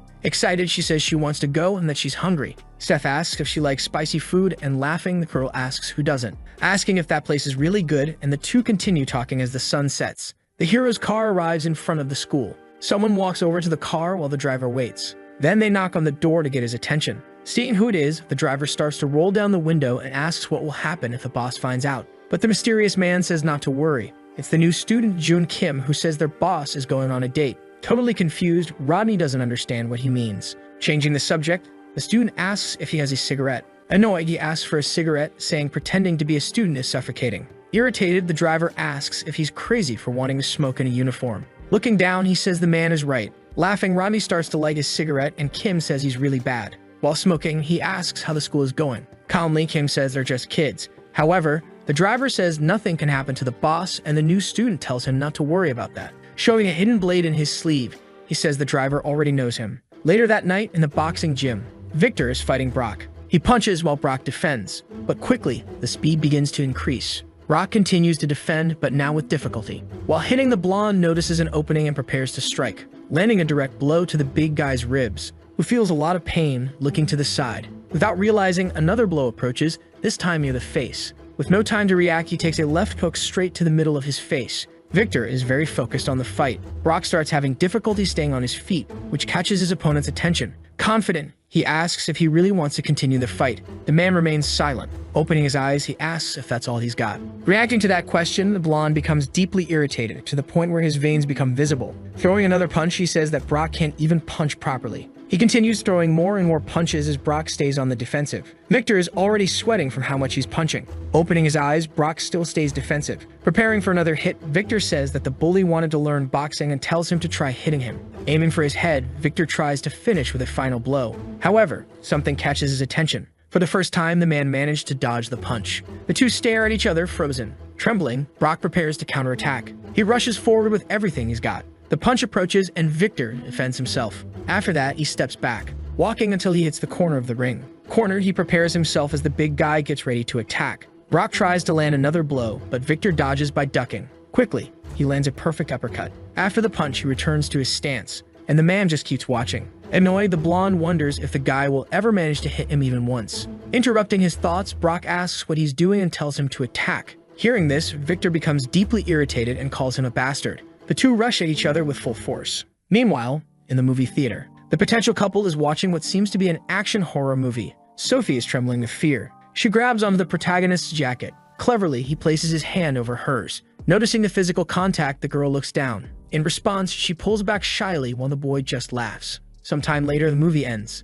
Everyone starts leaving the theater. Seth and Sophie are leaving the room as well. He asks if the girl liked the movie, and she says yes. In turn, the protagonist says he liked it too. Smiling, she says she's glad to hear that, and that she's heading home, but interrupting her, the new student asks if she doesn't want to grab something to eat. After the question, she seems confused, and the boy asks if it's not normal to eat after a movie, and if that's not how dates work. Stammering, Sophie asks if this is a date. Suddenly, he grabs her hand. Happily, he says he knows the perfect place. Inside the Sunshine building, they're in a restaurant. The girl starts looking around.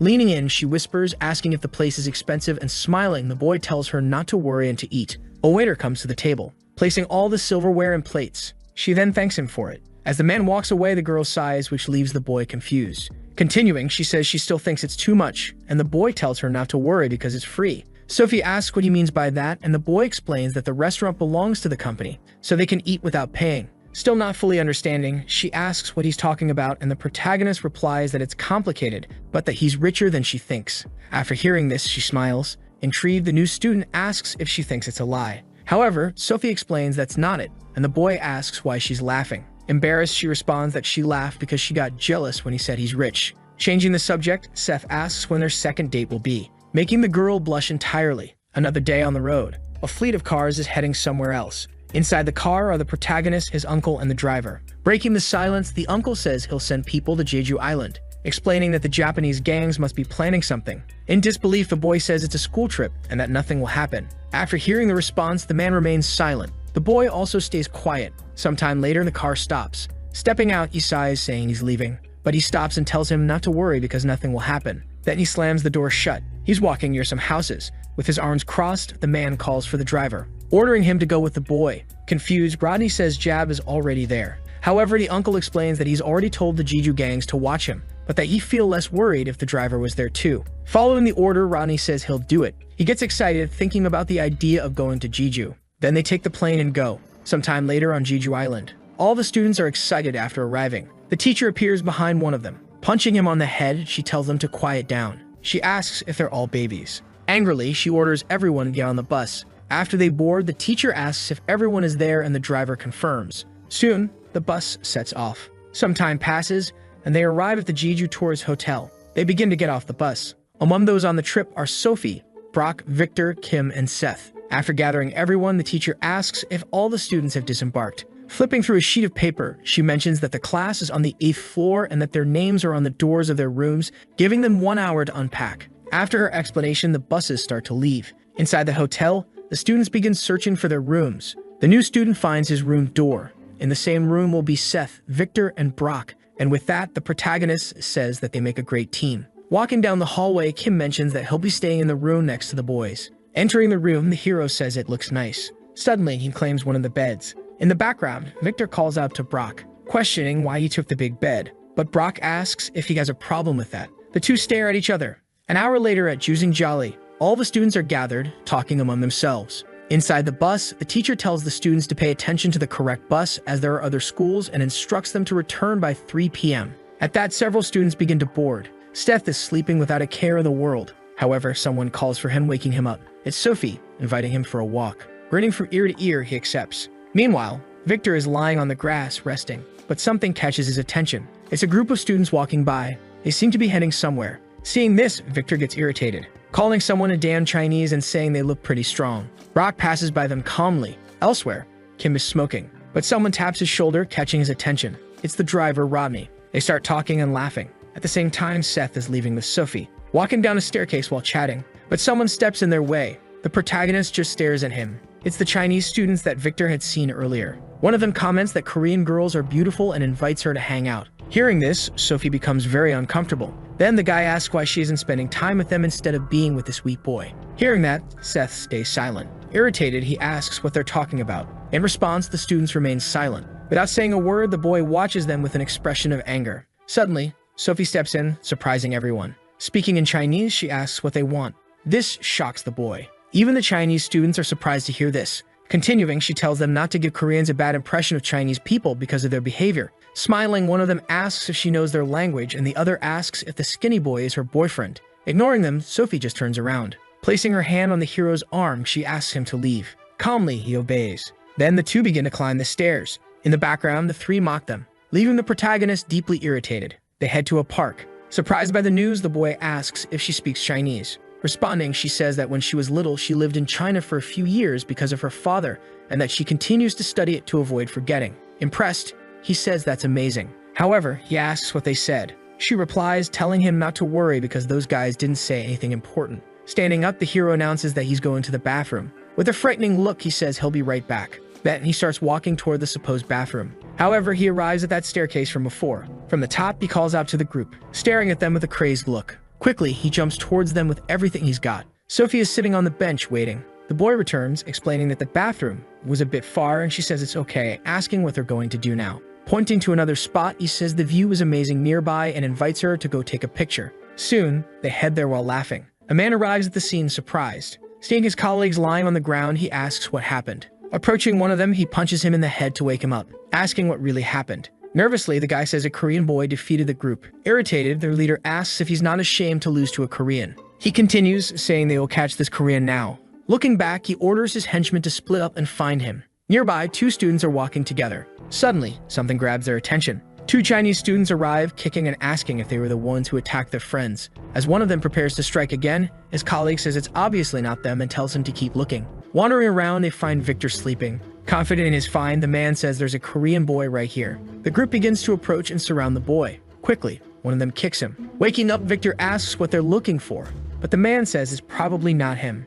Standing up, irritated, he asks again what they're looking for. He questions who they think they're staring at. Smiling, he asks if they want to fight. Excited, the blonde begins to get up. However, the Chinese student tells him to sit back down. He keeps repeating it, but a fist approaches. He's cut off mid-sentence by a punch right to the face. Because of the punch, he crashes to the ground hard. His classmates surround him, and Victor asks what that guy just said. Elsewhere, Brock is sitting on the grass, looking at the scenery. Someone calls him, making him look back. It's a Chinese student asking if he was the one who beat his boys. Concluding that he looks pretty strong. Staring, Brock remains silent. Suddenly, the guy charges at him, throwing a punch, but the big guy blocks it. Still with his back turned, he blocks the punch by grabbing the opponent's hand. Trembling, the guy says nothing. Breaking the silence, Brock thanks him, saying he was starting to get bored. Gritting his teeth, the man calls him a kid. Preparing for another hit, he tells Brock to release his hand. But the big guy isn't fazed at all. He blocks the man's punch again. Quickly, Brock spins around, grabbing the man from behind. Irritated, the guy calls him a damn bastard. However, Brock starts squeezing him in a bear hug. He starts lifting him up with all his strength, and finally finishes him with a deadly Greek wrestling move. The Chinese students are stunned, watching the fight. Brock tells them to come at him, calling them damn bastards. A while later, several students begin heading to their respective buses. Outside, the teacher is noting down who is boarding. Several students are already on the bus, and the student who got beaten for no reason is still irritated. Seated in their spots, the future couple is laughing. Someone enters the bus, catching Seth's attention. The one who enters is actually Victor. This makes the protagonist curious. As he walks by, the blonde passes near their seat, then sits down behind the two. Brock also enters the bus. He starts walking, and the hero becomes confused as well. The two latecomers have arrived. Seeing them both, the protagonist stays quiet. Then it shows how Victor defeated his opponents, and the same happened when Brock faced them. Some time passes, and the couple continues chatting. Entering the bus, the teacher asks Sophie if everyone has arrived. Standing up and looking around, she checks. However, she says the new student, Kim, isn't there, and irritated, the teacher comments that she had warned everyone to return on time. Meanwhile, in that same place, Kim is smoking with the driver and the two are talking. Suddenly, a woman approaches, making the driver nervous. Turning his face, Kim gets ready. Quickly, he starts pulling a weapon from his sleeve. However, the one who arrives is the teacher, the killer Aura. With a vacant stare, she asks what the new student is doing in this place. Nervous, the man thinks he's screwed now. Later that night, at the hotel, Brock is looking at himself in the window. Sif is lying on the bed listening to music. Victor is training, doing push-ups. Then Brock looks at the protagonist. Noticing someone is watching him, Seth removes his headphones and asks what it is. The man replies that he'll see soon enough. This leaves the boy confused, but he quickly smiles and puts his headphones back on. Elsewhere in the hotel, the driver Kim and the teacher are together. Deeply irritated, she asks about a student smoking, asking if he knows how harmful it is to smoke in his age. Then she says she thought he was a bit better than the other new student and asks where he learned such behavior. However, he shows her a card. It's the ID of a man born in 1991. Seeing this, she's shocked that he's 27 years old and says he's 3 years older than her. Sighing, he explains that he couldn't finish school due to his family situation and that he still wants to learn his age. In shock, she thinks he looked older. Suddenly, he grabs her hand. As he approaches, he asks if she can forgive him just this once. With a calm smile, he pleads, please. Embarrassed, the teacher says she will. Outside, the driver is watching, wondering if everything is going well, while a child tells their mother that the man looks strange. Later that night, in a place in Jeju, this is a karaoke minibar. A man is drinking, complaining that these Korean drinks are as weak as his henchmen. Nervous, the three say nothing. The leader is eating at a table in front of the trio. One of them says they underestimated those kids. After hearing that, he stops drinking. Irritated, he questions how they dare lose to the Koreans. Then he throws the bottle at the boy's head. Annoyed, he curses them, calling them bastards. Asking if they aren't ashamed, he orders them to bring the boy tomorrow. With his neck hurt and now bleeding from his head, the subordinate says nothing. With a possessed look, the leader asks if he remembers the uniform he's wearing. Sometime later, in another location, Bob Rodney, the driver, approaches a restaurant. He enters the establishment, catching the attention of another man. Raising his hand, he greets him, and the tired driver says it's been a while. The man asks what happened to Jab and mentions he heard he was supposed to be here too. From the Sunshine Group, this is Jeju's branch chief, named Josh Eun, also known as Jo Yun. Nervous, the driver explains that Jab is still with their boss. However, the man questions whether Jab isn't the head of the bodyguards, and Bob responds that they have other reasons. Cutting the topic, Joe suggests they eat first and asks for the table to be prepared. Seeing all the food, Bob is amazed. The man tells him to eat and mentions that it's Jeju fish, so Rodney thanks him. While eating, Bob is overjoyed by the explosion of flavors. Seeing this, the man is pleased too. Then he comments that it must be tough helping such a young boss, but the driver replies that it's not. The man in turn says he heard Derek brought the boy in. Bob says nothing as his mouth is full. Smiling, the man says there's something else. He mentions that Derek said he was beaten by the driver, which makes Bob start choking. Calming the situation, the man says it must be tough and that he should eat while he can. After eating a lot, Bob sighs. Almost bursting, he thanks him for the meal. Then he says that it must be nice. The man doesn't quite understand what he means. Continuing, Bob says it must be nice living in a place with such good food. Hearing this, the man is confused. Suddenly, he begins to smile. Sighing, he says that Jeju used to be great, but now it's being invaded by the Chinese, and there's a lot to do. After hearing that comment, the driver remains silent. Explaining further, the man says the Triad is trying to invade their territory. Confused, Bob says he should notify Peter. Interrupting his thoughts, the man explains that it's not official yet and that they're causing trouble using money, but there haven't been any confrontations so far. Relieved, Bob says it doesn't seem like a big problem then. Arguing, the man says that in a way, he's right, revealing that the head of the Triad is here at this very moment. Rodney doesn't understand what he means by that. Joe says it's just a high school trip, and they notified him to keep an eye on things. Bob says their boss is also on the trip and everything should be fine, so Joe argues that it's just a school trip and wonders what could possibly happen. Raising a finger, he asks if Bob doesn't want some drinks with sashimi, and excited, Bob explains he has to take care of the boss. With open arms, the man says it's just one drink and that all of his boys are thrilled to see him again. Awkwardly, the driver says it's fine but agrees to just one drink. Sometime later at the hotel, the buses start to arrive. All the students are gathering. Behind a wall, there's one of the Chinese students from that group. On the phone, he informs someone that he found the person and will follow them and report back on what happens. Then the buses start to leave. The teacher says they will hike Mount Hallison and that it will be a great 5-hour trek to the summit and back. Hearing this plan, the students start to groan and the teacher tells everyone to calm down. She explains that if it gets too difficult, they can head back down, but they are strictly prohibited from going anywhere else. The bus arrives at the location. As they get off the buses, one student stretches while another looks downcast. At the same time, a car pulls up. Inside, a man observes the students. On the phone, he begins relaying the location. After getting off the buses, the students start walking. Soon, everyone is having fun, including the protagonists, Sophie, and the other classmates. Among them, the Chinese students are also present. Victor and Brock are walking together. Suddenly, someone appears, catching their attention. It's a large group and one of them says they are here to get both of them. Seeing this, Victor becomes confused. Elsewhere on the trail, Seth and Sophie are walking and chatting. However, a man appears, catching the boys' attention. He says they need him to follow them. He explains that their boss is waiting for him. The man is with a large group as well. Annoying, Sophie asks what they want this time. The man responds that they aren't here for her and that she should stay quiet. Sophie starts to reply, but the protagonist places his hand on her shoulder, asking her to head back before him, leaving her confused. Meanwhile, the man just waits for a response. Glaring with anger, Seth says it looks like they're here for him. Speaking in Chinese, the man says he wants to get started. Seth wonders what he's saying, not understanding Chinese. The two stare at each other and Victor prepares for the attack. He tries to throw a right punch, but the big guy quickly dodges. The blonde is shocked by his reflexes. Quickly, the man lands a direct punch to his stomach, not giving him time to dodge. The punch is strong enough to throw him back. However, he manages to prevent himself from falling, starting to feel intense pain in his abdomen. As a result, he drops to his knees and tries to call the man a bastard. But before he can finish the sentence, he collapses on the ground. This catches Brock's attention, leaving him surprised while the protagonist grows furious at the sight. Excited, the Chinese man keeps talking. This disgusts Brock. Then the new student steps forward and begins to walk. With a maniacal look, he calls the man a piece of trash. He quickly charges at the big guy, attempting a kick, but the guy ducks and dodges. The new student is surprised by his speed. He immediately repositions himself for another attack. However, a fist approaches his face. He barely manages to dodge the blow. Right after, he prepares to counterattack. But before he can act, the big guy kicks him straight in the chin. In disbelief, the protagonist realizes that the opponent is too fast for his size. After the hit, the man shows a lot of excitement, while the new student readies himself to block the next attack. Deciding to jump back, quickly the big guy throws another kick. But this time, Seth manages to block it, sending him flying back. Even so, he stands firm in the fight. Seeing that he didn't fall, the Chinese man is surprised, and the protagonist comments that he's having fun. Elsewhere, Sophie runs to the teacher. Catching her attention, she begins to explain something, leaving the woman in shock. Nearby, two people are sitting and talking.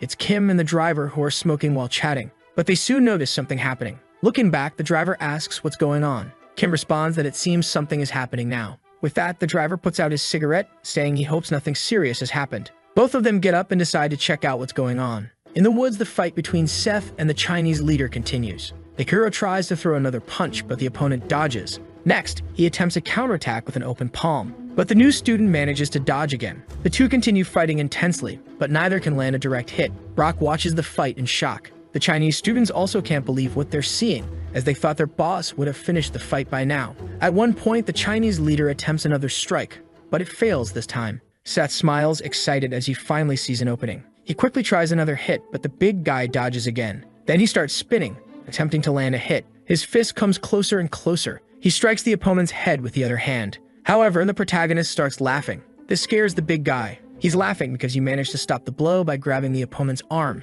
With a maniacal expression, he asks if that's all he's got. Meanwhile, Kim and the driver arrive at the scene and begin observing the fight. Kim is impressed by the intensity of the battle. Bob watches and comments that the fighter is very strong. Then Kim asks if he's really a student, and Bob responds that he almost beat Peter. The man is shocked, and the driver explains that it happened 2 years ago. Nervous, the man stays silent after the response. He then looks back at the fight and comments that the situation is getting complicated. Seeing his arm being held, the Chinese leader starts cursing in his language, calling the boy a little bastard. Quickly, he frees his arm and attempts an immediate counterattack, grabbing the protagonist's wrist. With his free hand, he prepares to throw a punch. Analyzing the situation seriously, the new student gets ready to strike back, but the big guy barely manages to block it.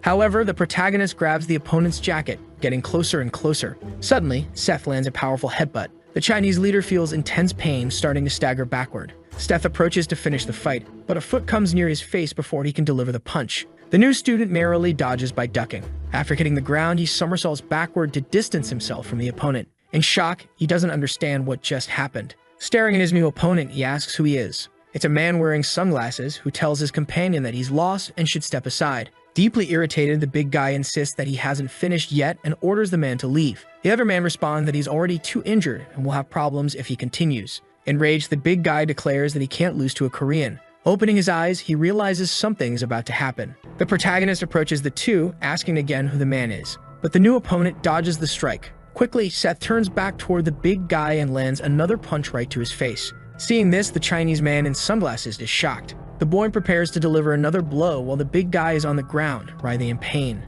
Behind him, the man in sunglasses gets ready to knock out the protagonist. But Seth notices the movement and manages to grab the man's arm, stopping the attack. In the background, Bob and Kim arrive at the scene. Kim is visibly furious, and Bob just follows. The three face off at this moment.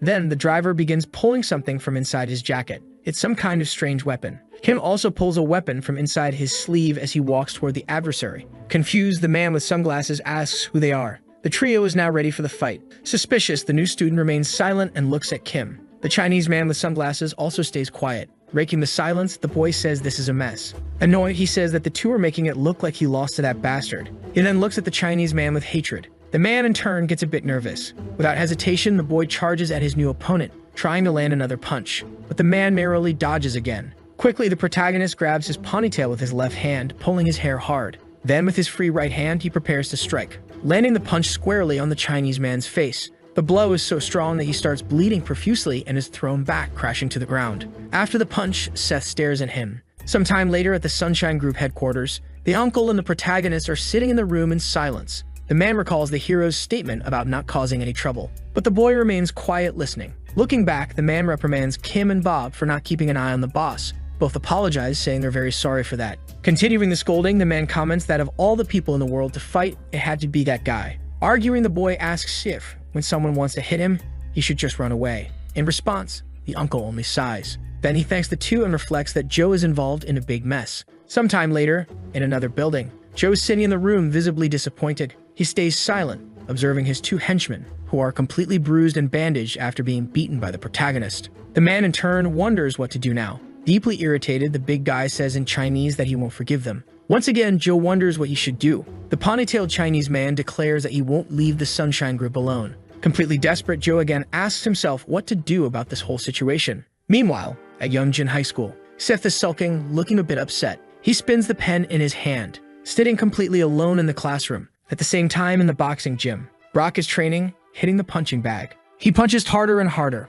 completely focused on his boxing. In the background, someone else is training too. It's Victor, who's incredibly angry, recalling the fight he had with the big guy where he was easily defeated. Gritting his teeth, he starts having an outburst of rage. He then looks at the punching bag, directing all his frustration toward it. Determined, he continues training, more focused than ever on getting stronger. Meanwhile, back in the classroom, after finishing her lesson, the teacher announces she has some news. She informs the class that they'll have a new student as the students murmur again, and in her mind, the teacher wonders why all the new students end up in her class. Looking toward the door, she says the new student may come in. It's a new girl, and as she walks into the room, everyone is instantly captivated by her. The teacher explains that she's from Japan and that everyone should treat her with respect and kindness. Quickly, all the students, especially the boys, are enchanted by her. Introducing herself, the girl says her name is Akira. Then she looks at the protagonist with a rather suspicious smile. The boy grows very suspicious but says nothing, only observing her in return. Elsewhere, a phone starts ringing. Someone approaches to answer it. It's the leader of Santu Nikai, who, upon answering, asks how it went. The other line responds that the girl successfully entered the school. Happy, the man says to make sure she handles things quietly. He then thinks that if the boy disappears, Korea will be all theirs. Meanwhile, at Yeongjin High School, the girl is already seated at her desk and Sophie is just watching. She thinks that Akira is very beautiful and looks like a doll. The new girl is just watching something. Curious, Sophie begins to wonder what she's looking at. Then, tracing her line of sight, she realizes she's staring at the protagonist. Shocked, Sophie wonders if the new girl is already interested in Seth. Akira notices that she's being watched. Smiling sadistically, she looks back at Sophie. Sophie is incredibly uncomfortable with the situation. Quickly, she walks over to the protagonist's desk. Grabbing his arm, she asks if he wants to go to the cafeteria, explaining that they should go there and grab something delicious. This sudden suggestion confuses Seth. Then the two begin to leave the classroom. Calmly, the new girl just watches them. A car arrives at the school. Bob and Kim are sitting across from each other smoking. The driver sighs, trying to make small talk. Disheartened, Kim says they don't have much choice. He recalls when Seth got very angry about having bodyguards placed in his classroom and ordered them to be removed. Sadly, he says at least Seth can stay with the driver. Laughing, the man says it's better than being alone. Soon, the two start laughing together. Changing the subject, Kim asks if Bob knows something. This piques Bob's curiosity. He then begins explaining why he wanted to go to school so badly. Meanwhile, in the school courtyard, Akira is walking toward the couple. This startles Sophie. Smiling, Akira asks where Sophie was, saying she's been looking for her. Greeting her, she says she heard Sophie is the class president and admits she's not very used to Korea, asking if they can be friends. Sophie hesitantly agrees. Looking at the boy, Akira asks if he's her boyfriend and Sophie begins to stammer. Being completely direct, Seth says he is indeed her boyfriend. This shocks Sophie. Interested, Akira asks if that's really true. Standing up, the hero tells them to enjoy themselves and says he's leaving. However, suddenly, he stops walking. He looks back at the girl. Akira asks why he's leaving now. Seth responds that he has other things to take care of at the moment. He then starts walking away from them. Blushing and incredibly happy, Sophie thinks about what he said earlier regarding them being a couple. Later that night, at his mother's cafe, she asks what he was doing there since it's been a while since he last visited, and he responds that he was on a school trip. His mother says she already knew that. After a while, he finishes his coffee. Then Seth calls his mother over for a conversation. He mentions that today a transfer student from Japan arrived. Interested, his mother says the girl must be pretty and remarks that it's the first time he's been attracted to a girl, asking him to tell her who he's interested in. Dodging the question, the boy says that's not it. He adds that there's something strange about the girl. Curious, his mother asks what that might be. Reluctantly, the new student begins to reveal that the girl gives off the same vibe as his mother. This leaves the woman both surprised and uncomfortable. The protagonist begins to question if it's just his imagination. Looking to the side, his mother remains silent, visibly irritated. Back at school, someone opens the door to the rooftop. It's Akira, who is there silently observing something. She begins to wonder how she should get rid of him. Sensing something strange, Seth looks up. However, he doesn't see anything at all. Realizing she could be spotted, Akira quickly runs, completely leaving the protagonist's line of sight. She smiles, thinking that he's not entirely useless. Lifting her skirt, she reveals several hidden weapons. Then she tosses 2 thigh straps to the ground. Approaching them, she begins to pull out a weapon. It's some sort of bizarre needle. With a terrifying look, she mutters that maybe she can explore a bit of Korea if she finishes this mission quickly. Suddenly, someone appears in the background saying the lineage continues, startling Akira. The woman says that if Akira leaves now, she'll pretend nothing happened. Seth's mother asks the girl what she thinks of that offer. Quickly, Akira turns around. She throws her needle toward the woman. The weapon slowly approaches her head. Without concern, the woman catches the needle, sighing, "It was too easy." Seeing this, Akira begins to sweat nervously. The woman says she'll also let this behavior slide. With a terrifying gaze, she says Akira looks quite young and asks what she plans to do. Very nervous, Akira asks who this woman is, reaching the conclusion that she needs to get out of here quickly. Her needle gets closer to her head. She barely dodges the object, but it still grazes her cheek, leaving a small cut. Looking to the side, Akira notices something coming her way. Seth's mother charges at her with full force. She's about to land a kick. The blow hits Akira, but it only grazes her hair, leaving the girl in shock. The woman says nothing, only observing. Akira, witnessing the immense power of the woman, is unsure what to do. At that moment, the woman reaches out her hand toward the girl's face. With a piercing look, she grabs Akira's cheek, asking if she's not good at listening, causing the girl to cry in fear. Meanwhile, back in the classroom, the teacher asks why so many students are absent. In the background, a student arrives just in time. It's Kim, scratching his head and apologizing for being late.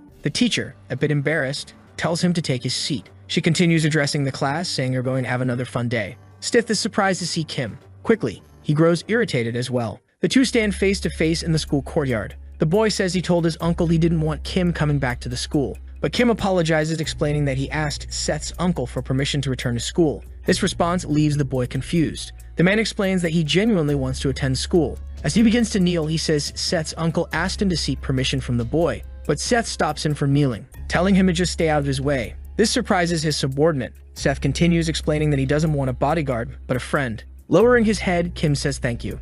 However, Seth grabs his jacket, telling him that if he's going to be so formal, he should disappear. Nervous, the man begins to sweat profusely. Then the boy tells him to relax. After the conversation, Seth begins walking away. The man just watches and eventually smiles. Back on the rooftop, Akira is very nervous. She starts to look behind her. The woman tells her not to even think about running. With a chilling aura, she orders Akira to take her to the leader right now. In the classroom, the teacher is explaining the lesson. In the back, the boy is just trying to catch some sleep. Later, he lifts his head. Bored out of his mind, the time slowly passes. The teachers switch, and the lesson continues. Finally, the day comes to an end. Seth is exhausted from the monotonous routine. He stands up to finally leave. In the background, Sophie watches him, worried about how he's acting. Outside, the protagonist heads toward his car. Bob welcomes his boss, asking where he'd like to go, and the boss responds that he wants to head to his mother's cafe. Sometime later, they arrive at the location. However, Seth sees something that leaves him slightly confused. It's a sign saying the cafe is closed due to personal reasons. With that, he quickly grabs his phone. He decides to call his mother, but she doesn't answer, with a message saying the number cannot be reached at the moment. The boy thinks something doesn't seem right. Back with the two, Akira is very nervous about the woman's presence. She then takes her to the place where her leader is. The lady tells her to stay here without thinking of escaping, and she simply obeys. Upon arriving, the woman begins to open the door. She sees two men in formal attire. One of them says this area is restricted, and she replies that she's here to see the boss. The bald man then asks which gang she belongs to. Annoyed, she says she can't waste time talking to him. Then she glares at them angrily. Both men are startled by her expression. The bald man begins to reach for something inside his jacket. However,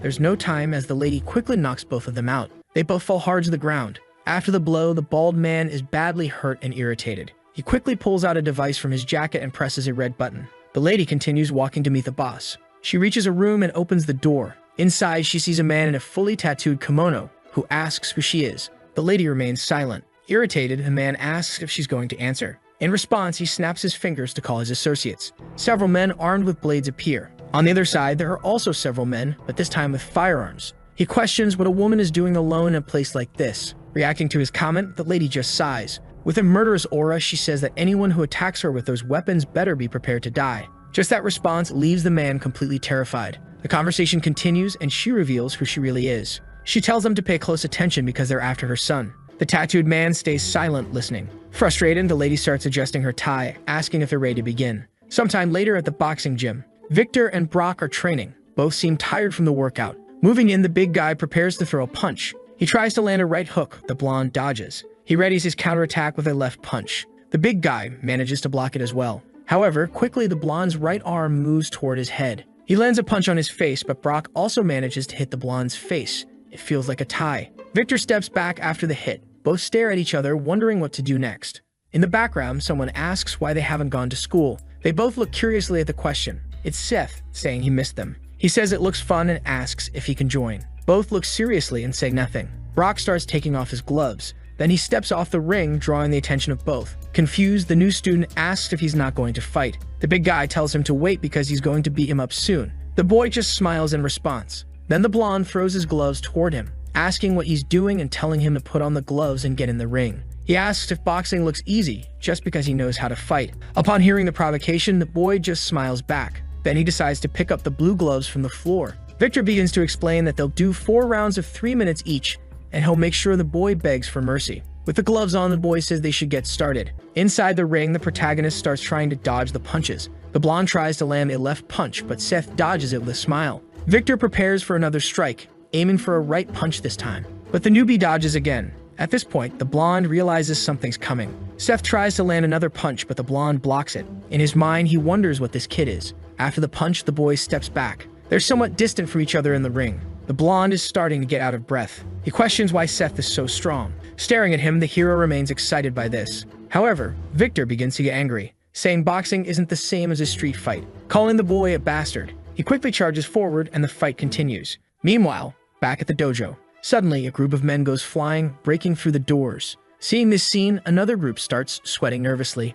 She simply defeated several men around her. This left everyone very scared as she seemed to be just an ordinary old lady. One brave man charges at her with his sword. However, he quickly gets punched in the face. He falls hard to the ground, joining the others. A bald man also charges, shouting for her to die. Reflexively, the woman looks back. The bald man is holding a sword, ready to stab her. However, he ends up hitting something else. Shocked, he realizes he struck his companion instead. The lady had used one of the fallen henchmen as a human shield. Furious, she gets ready to punch again, but the woman's hand approaches his face. Without mercy, she strikes both of his eyes. With great force, she begins to push them, throwing the bald man to the ground as well. Without hesitation, she glares at everyone around her with a murderous aura. After that, she begins to stand up. Nervous, everyone starts to watch her carefully. Behind her, a man with a gun tells her not to move. Another one then starts to shout. He rushes at the woman with a blade. He tries to land a direct hit on her, but the woman dodges by ducking down. Quickly, she sweeps the man's legs, throwing him upward. In that moment, she notices the knife one of them used earlier.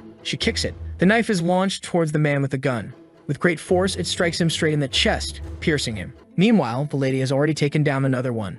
With one hand, she grabs his sword, delivering the fatal blow to another opponent, or defeating them with just one sword strike. She is now covered in blood, but still doesn't say a word. Looking down at the body of the man she just defeated. After all this humiliation, she finally speaks. Just by opening her mouth, everyone around her becomes terrified. With a murderous aura, she says she will slit the throat of anyone who tries to stop her. Elsewhere, two men are talking. The blonde man questions why they aren't having a drink. In response, the other says the ambassador has no reason to drink with a prosecutor. However, the man says they've been friends since university, and that good friends can share a drink. But the other tells him not to say nonsense and asks what the real reason for the visit is. Then he asks if Sophie hasn't told him. He explains that it's about his school as he placed his brother in charge, and the thieves took it from him. However, the man responds that there's nothing illegal about that. Irritated, the blonde man asks if he's saying they should leave things as they are. However, his friend asks what he wants. In a fit of rage, the blonde man says he wants everyone to know who they mess with. The prosecutor responds that there's nothing illegal about the Sunshine Company, and that even if they investigate, they won't find anything. The other laughs, saying they're a group of gangsters, and that they'll know their place once they find someone stronger. Then the prosecutor says they won't find anyone willing to go against the Sunshine Group, and the ambassador responds that maybe not in Korea, but he sent his brother to Japan to clean up the mess. Hearing this, the man remains silent. Soon after, the ambassador continues, saying that it must be the biggest gang in Japan. Confused and irritated, the man asks what he's trying to do. Excited, he responds that he doesn't want to make it a big problem, and that he just wants to get rid of a few people. Then the other starts to rise from the table, saying he follows the law. As he leaves, he comments that he'll pretend he didn't hear any of this. Hearing that, the ambassador starts to get very angry. Cursing him, he says that he made him a public prosecutor, and that this is how he repays him. Back at the dojo, the massacre is over. The lady is somewhat relieved after all of this. Even defeating a tattooed man who was covered in scars. Sitting in front of the painting of Japan, the old man just watches, asking what is happening. Confused, he wonders who this woman is. His eyes widen as he sees something coming. It's the lady who noticed the man's movement. She charges with a sword. Then she strikes directly at the painting of Japan. The old man is terrified, realizing he was nearly hit by the sword. With a frightening aura, the woman says that if he ever touches her son again, she will surely kill him. Sometime later at the protagonist's school, with crossed arms, he looks upset about something. Sophie is very worried, looking at him. At that moment, the bell signaling the end of class starts ringing through the megaphone. Seth begins to rise from the table, and Sophie heads toward him. She calls for his attention, saying that he doesn't need to go to school today, then asks if he wants to eat something. With a friendly smile, he replies that he's sorry, but he needs to go somewhere else right now. He begins to leave, and the girl is left confused. He tells her that he'll buy her something nice next time, and that he's sorry. In silence, she just watches him without saying anything. Outside the school, Seth walks to his car. Then his driver asks if he wants to return. The protagonist tells them to head to his mother's cafe. Upon arriving, the boy steps out of the car. Entering the cafe, he's surprised to see his mother doing well. She says hi and asks if he had fun at school. Perplexed, the boy asks where she was. She responds, saying she had some things to take care of, then asks if he was worried, and the boy says it's obvious he was. Soon he notices someone else in the place. He points a finger and asks if she is who he thinks she is. His mother, explaining, says that the girl will be working part-time, and that she heard they were classmates. But Seth just leaves, staring without understanding anything. He looks at the girl in a friendly way. He asks if she'll be back tomorrow, and she confirms that she will. Seeing this, the protagonist can't believe the coincidence. At the same time, somewhere else in the city, a scarred man asks what he's saying. This is the boss of the great three-headed phantom, Midoki Ryonosuke. The man arrives with a briefcase. He places it on the table, then opens it, revealing a large amount of money. The boss stays silent, looking at the money. He responds that it won't be easy to get rid of Sunshine. Then the blonde man asks what he means by that. He explains that they follow rules and are on the same side. Confused, the blonde doesn't understand anything he said. Continuing, Midoki says that's not the important part, and asks what they can do for his group. The man replies that their boss said he would help them do business in Korea. Observing, the boss says that opening businesses is something they can do too. At that moment, the blonde man asks what he wants, and the leader says he wants something that makes a lot of money. For example, helping to transport goods to Korea. And if they do that, they'll handle the rest. This response leaves the man shocked. Responding again, Ryunosuke says they'll undo the Sunshine Group's business, and that the man stands to benefit the most. Smiling, he says he'll give them plenty of time to decide. Glancing at the psychopath, he invites him to try the hot springs. Meanwhile, in Jeju, someone is beating Josh Yun. He's been beaten in every possible way, completely battered and exhausted. Suddenly, someone arrives at the scene. This is the branch manager of the black group Mandoi, whose name is John Lee. Jian just stares at the man, completely broken. John tells him that even though he's from the black group, he asks if it isn't boring to do this all the time. And his man responds that if that's how he feels, he shouldn't have said so. He quickly states that he's not here to negotiate with the group, and asks again where the man who hit his brother is. At night, at the Sunshine Group, inside the president's office, the uncle is watching. He seems somewhat thoughtful. Suddenly, the phone starts ringing. He goes to it and picks it up. Answering, Joey starts to contact him. At that moment, the uncle is surprised by the call, lying on the ground being held by a bald man. He begins to speak. One of the men from the group takes Joey's phone, then orders them to bring the man who hit his brother, because if they don't, they'll destroy the group. Hearing this, the uncle starts to get angry. He then asks who is speaking on the other side of the line. The man says he's the leader of the Mandoa's group, named John Lee. In response, the uncle says that from now on, if he dares to lay a hand on Joey, he won't leave Korea alive. Hearing this, the man asks what he's talking about. At the same time, a little bird perches on a tree near the school. Seth watches calmly. Few people have arrived in the classroom so far. Opening the door, Akira enters the classroom. Looking at the protagonist, he suddenly stands up from his desk, walking in her direction. As he approaches the girl, he says he needs to talk to her. They both start climbing the stairs. Meanwhile, Sophie follows them, because it's Seth and Akira, and she asks where the two are going. She is hiding behind the door leading to the rooftop. Peeking through the crack, she says she shouldn't be following them. Annoyed, he asks what she's looking for. Nervous, Akira questions what he means by that. The protagonist explains that it's strange and asks how she ended up at his mother's cafe. The girl replies that it just happened. Not believing her, he asks if he looks like an idiot, asking what relationship she has with his mother. Cornered, she says nothing. And that alone irritates the protagonist a lot. Trembling all over, the girl begins to answer. Crying, she says it's because his mother is causing trouble. Still peeking through the cracks, Sophie is shocked. Besides her, the hero himself is also in shock. Appearing on the rooftop, Sophie calls out to the boy. When he sees who's there, he's also very confused. Meanwhile, back at the dojo, Ryugo arrives and opens the door. He wonders why no one is guarding the gang's entrance. Then he opens the door, calling for Ryujin. But he's shocked when he sees. Sitting on the ground, the old man is silent. As he walks in, the man asks what happened. Smiling, the old man questions what he's doing here. Ryunosuke responds that he has a favor to ask of the Chan gang, because they need to get rid of Sunshine. Sweating and nervous, the old man responds that not here. This response leaves the man very confused. Trembling with fear, the old man tells him to do whatever he wants, because they've finished with them. Annoyed by the response, Miduk just stays silent. At the school headquarters, all the students are leaving. Sophie walks calmly. However, she comes across something that catches her attention. It's the captains and club leaders who want to recruit. The captain of the Taro Kendo Club, the head of the Judo Club, Sam Choi, the head of the wrestling club, Damien Cha, and the head of the Kendo Club, Scott Choi. Irritated, he asks what they want. Yu calls him arrogant, telling him to just be quiet and follow. Hearing this response, the protagonist starts laughing. Then a guy with a crazy expression. Watching everything from the window is Jason, the student council president. Deeply irritated, he asks if the protagonist thinks he'll let things stay like this. Sometime later, inside the gym, even surrounded by the four captains, the protagonist remains calm, asking what they want. Annoyed, Gabe calls him an arrogant bastard. Bothered by the comment, Seth asks why he's being called arrogant and asks if he did something.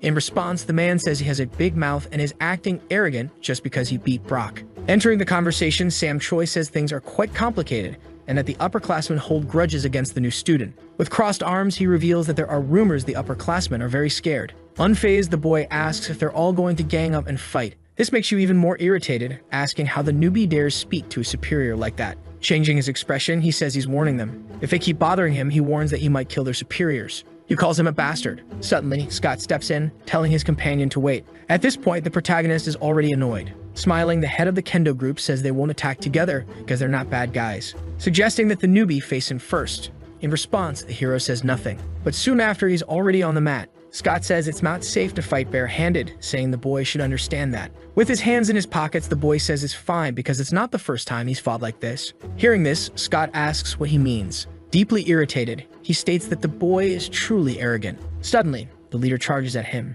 The wooden sword approaches his face. However, Kang dodges. Quickly, Scott changes the direction of the strike. The hero swiftly dodges by crouching down, now close to his opponent's legs. Excited, he just smiles sadistically. While the kendo club leader is struggling, someone is watching everything from the background. It's Jason, who curses the four of them as stupid bastards and says he told them all to attack the boy immediately. Someone appears by his side. Turning his face, the president is startled. Looking at Kim, he asks who he is. With arms crossed, Bob says this is the gym where the boss was, and that scares Jason. Continuing the conversation, Kim says that fights are always fun to watch. Confused, Jason starts to get even more irritated. Back to the previous fight. Kang manages to land a solid punch on his opponent, strong enough to break the wooden sword. After the hit, the opponent begins to fall. At that moment, the newbie senses someone coming. It's Yu from Taekwondo arriving with a flying kick. However, the boy easily dodges. Then he bumps his back into someone. It's Damien Shaw, the head of the wrestling club, who grabs him forcefully, saying that they didn't call them here to play sports. Looking back, Kang gets irritated. Gabe approaches, saying they're going to mess him up badly. Excited, the boy says that sounds good. Quickly, he headbutts Damien's nose with the back of his head, grabbing the blonde by his jacket. Surprisingly, he throws him towards Yu, who reflexively dodges his companion's body. He had to put in a lot of effort to avoid it. Suddenly, he realizes the hero is coming. Seth moves in to deliver a powerful punch, landing a punch right in the middle of Gabe's face. It's a punch so strong it knocks the man down to the floor. After this hit, he stares at the remaining two. Seeing this, the head of the judo club and the head of the kendo club become frightened. Along with them, Jason also can't believe what he's seeing. Happy, Kim comments that Seth is holding back against the students, and Bob says that during his fight with Mako's hammer, Seth broke all his teeth. Then Kim asks if he remembers Axe, who had his eye messed up by Seth, and laughing, Rodney responds that he does and that he almost wet his pants. Laughing hard, he says the boy basically destroyed Axe, and that he was just a bit smaller at that time. Recalling the story, Kim mentions that Axe used knives, but even that wasn't enough to win. Bob says he would have had to choose the right weapon, which surprises his colleague. While listening to everything, Kim begins to sweat. The student council president has a defeated expression on his face. Gabe Yu has been completely defeated. Seth looks down at his opponent. As he stares at him, he smiles like a madman. But he quickly changes his expression and looks to the side, glaring at the judo club head, who, after seeing all this, is extremely nervous and terrified. Trembling, he says he didn't want to fight the boy, but the newbie tells him to come attack already. Suddenly, he starts to sigh. With a terrifying aura, he warns them to leave him alone from now on. Then he turns to leave. However, someone calls his name and he stops. Turning around, wanting to know who it is, it's Kim waving for his boss, while the driver Bob looks concerned. Reacting to this, Jason gets nervous. Frightened, Rodney calls his partner a crazy bastard. Confident, he replies that he's just a classmate. They keep calling out to him. Kim thinks the president sent those guys and asks what they should do now. Instantly, the hero glares and remains silent. Avoiding eye contact, Jason gets even more nervous. Quickly, Seth responds that they should just leave him, as he's just an idiot. Patting the president on the shoulder, Kim says he's lucky because his boss is giving him an opportunity. Rodney assumes that Jason doesn't have the courage to fight against his boss. Soon after, they start to move away, leaving the student council president alone. Sometime later, in another place, opening the door, the uncle looks serious. He enters an unknown place and descends the stairs, arriving to meet the leader, the one he was talking to earlier on the phone. They face each other without any friendliness. At this moment, he sees his colleague who has been suffering, deciding to go toward him. However, two men stand in his way, preventing him. Annoyed, the uncle orders them to step aside. In silence, the bald men do nothing. Staring at the leader, he asks if he came alone. Responding, he tells the two men to move now if they don't want to die. At that moment, the leader orders the bald men to step aside, clearing the way for the uncle to continue his path. Kneeling in front of his partner, he asks if he's okay. Battered, he smiles, saying he can manage, but asks him to keep it a secret because the situation is embarrassing. In response, the uncle remains silent. From afar, the leader asks why he's complicating things so much over a mere student. Still kneeling, he replies that the reason is that he's not just any student and warns that he'll let the leader live since he didn't hurt Joe any further. Hearing this, the leader becomes extremely angry. As he stands up, the uncle says that his courtesy toward the Black Mandoa's group ends right here. In turn, the man says that Sunshine is big in Korea, but it's a small company compared to the rest of the world. At that moment, the uncle asks if he got permission from his boss and if he knows what kind of company Sunshine is. Very irritated, the man responds that this is a personal matter. However, the uncle tells him to ask his boss and says that if he wants a war, then he will get one with pleasure. Raising his voice, the leader states that he came to take the boy who beat his brother and asks why he's complicating things. Taking off his glasses, the uncle comments that the boy he's referring to is the same one who left his face like this. Seeing his opponent's face, the man is surprised. In fury, he says that if the uncle wants to meet the boy, he must beat him first. Curious, the man stays silent.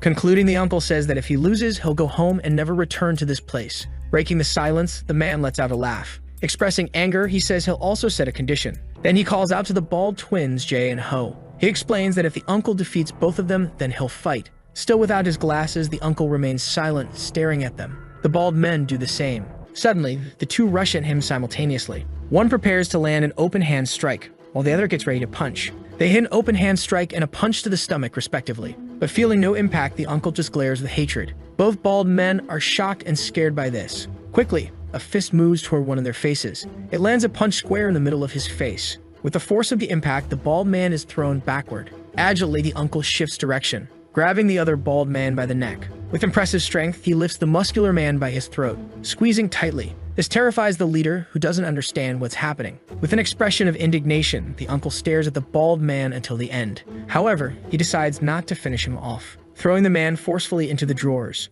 The leader then claps, saying the uncle is strong, asking if that boy really beat him. Standing up from the couch, he walks toward the uncle. The two stare at each other. With a fearless look, the uncle mentions the term in a you and chum, a you chum, asking if the man knows what that means. Seething with rage, the uncle remains silent. Losing it, the leader shouts that it means there's always someone better than the best. Suddenly, he charges at his opponent, delivering an elbow strike, strong enough to push the large man backward. Pleased with the result, the leader laughs. However, he quickly realizes something is wrong. Seeing that his opponent is still standing, mocking, the uncle asks if that's all he's got. Surprised, the man wonders how the hit didn't even hurt. Then the uncle questions the saying better than the best, saying that's what they call a frog in a well. Suddenly, someone yells for them to stop. Both fall into complete silence. A man walks up to the two who are fighting. He respectfully greets the uncle, saying his boss sends his regards. Irritated, the leader asks why he's there. At that moment, the Chinese man Chun starts whispering. After hearing him, the leader gets even more irritated. Apologizing, the man asks for the uncle's forgiveness, and if permitted, they would like to leave, explaining that their boss will want to compensate for this incident. However, the man from Sunshine remains silent without responding. Changing the subject, the uncle says they won't be leaving now. As he exits, the leader makes it clear that he'll be back. The uncle then says that next time he comes, he'll kill him, and tells him to deliver that message to his boss. Leaving the scene, the man is extremely irritated by the response. Sometime later at the protagonist's house, he is sleeping deeply. However, his phone starts ringing, waking him up. Still tired, he decides to answer. It's Sophie calling, asking if he wants to hang out, inviting him to go see a movie together. The protagonist quickly accepts, asking if it's right now. She says no because it's still early and suggests 1 o'clock in the afternoon. Very happy, the newbie smiles, saying that sounds great. At the same time, on a highway bus, the hero's mother is reading a book during the trip. Arriving at her destination, the bus stops. Looking back, she tells Kira to hurry up, and the woman comes carrying a suitcase. The girl is still trembling and very nervous. The two women begin to climb a hill, with Kira still carrying her rolling suitcase. Then she sees a snake and gets very scared.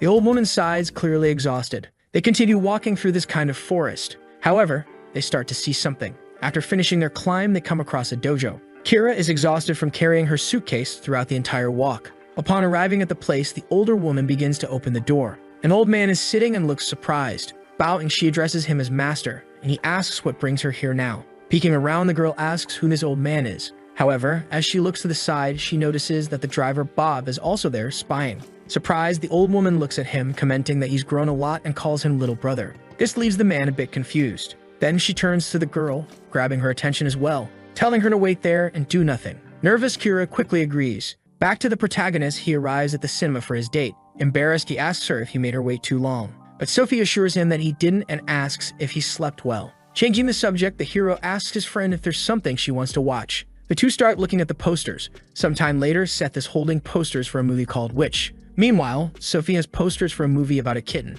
Showing each other their choices, they both remain silent. Excited, the girl mentions that they haven't watched something like this last time, and suggests they see the kitten movie since she likes cats. Suddenly, someone calls out to her. Lifting her head, she's surprised. It's her father, who is there for some reason. Seemingly calm, he stares at the nudie, who, in turn, has no idea what's going on. Curious, Sophie asks her father why he's here now. Then the man asks if they can watch the movie later and invites them to eat something. The three of them head to what seems to be a conventional restaurant. Sitting at the table, the father tells his daughter not to worry and to eat as much as she wants. Embarrassed, she asks why he's doing this. With a charming smile, he says he just wanted to meet his daughter's boyfriend. She asks if that's the only reason. In turn, the man says it's her first boyfriend and asks what could be more important than that. At that moment, she lowers her head and both go quiet. Seth notices something strange is happening. Her father stared at her with a very odd look. From afar, others could feel the tension at the table. Breaking the silence, the man suggests they all eat. A bit confused, the newbie agrees with the idea.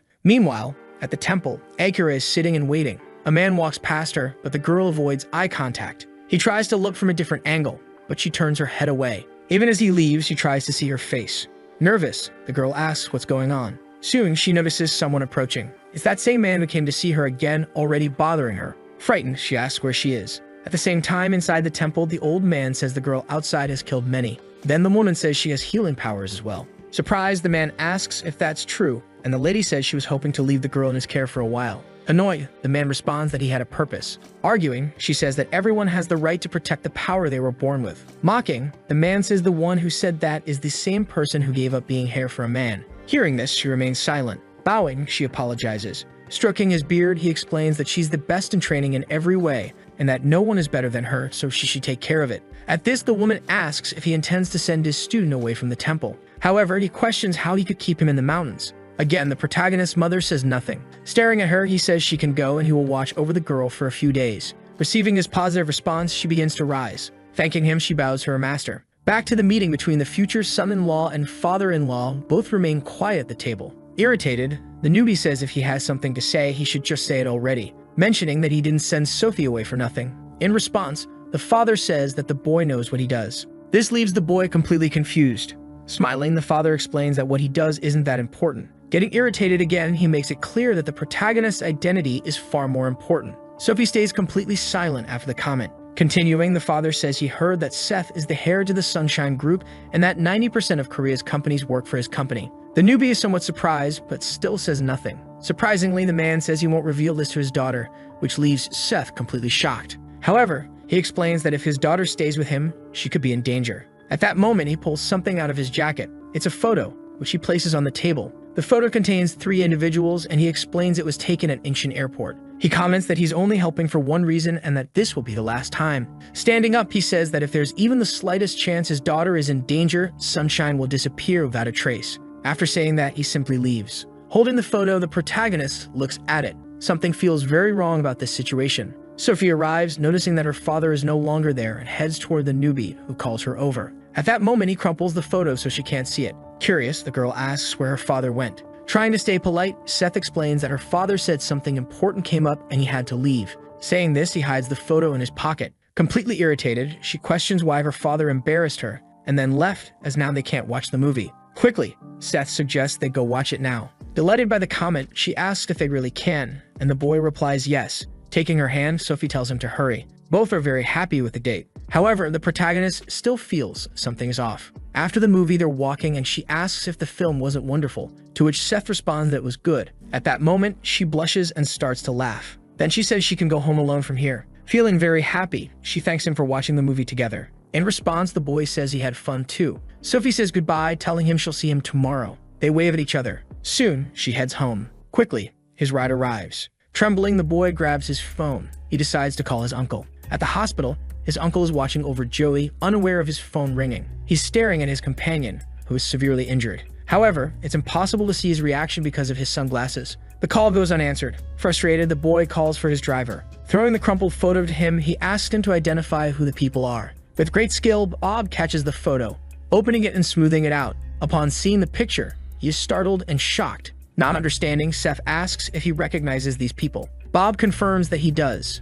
Very irritated, the newbie questions who they are. Beginning to explain, Bob says they are part of one of the biggest gangs in Japan, called the Three-Headed Phantom Gang, and that the people in the photo are the worst of the 3 heads, including the leader of the main gang. His name is Miduki Ryunosuke.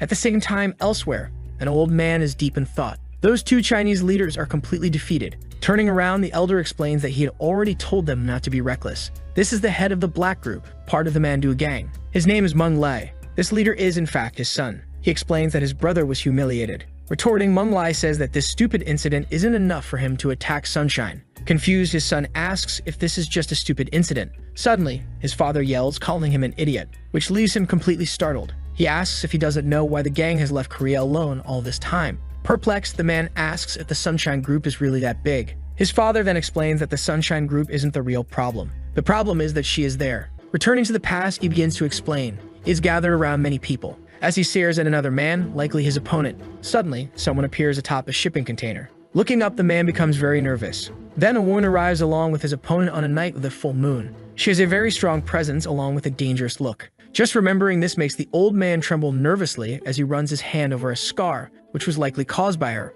After that, he begins pacing around the room, placing a hand on his son's shoulder, who was previously irritated. With a serious look, Mumlai suggests that his son avoid stepping foot in Korea for now. This suggestion leaves his son very confused. After that, Mumlai begins to leave the room. At the school, the big guy apologizes to his brother, saying it's his fault. But his brother reassures him that it's not his fault at all. Still feeling beaten and regretful, the big guy expresses his anger and says he'll do whatever it takes to get revenge, telling him to trust in him. The next day at school, Seth seems a bit troubled by something. He's sitting on the couch talking to someone. In his mind, he recalls his father-in-law's words. If there's even the slightest chance she's in danger, sunshine will disappear without a trace. Remembering that phrase makes him extremely irritated. Someone is outside that room, just observing. It's the person who's been deep in thought. In a flashback, Bob tells Kim that some guys are following their boss and Jake isn't answering, asking Kim to keep an eye on Seth until Jake returns. Fidgeting with his weapon, the man thinks about this. Quickly, he gives a strange smile. Casually, he says he always does this.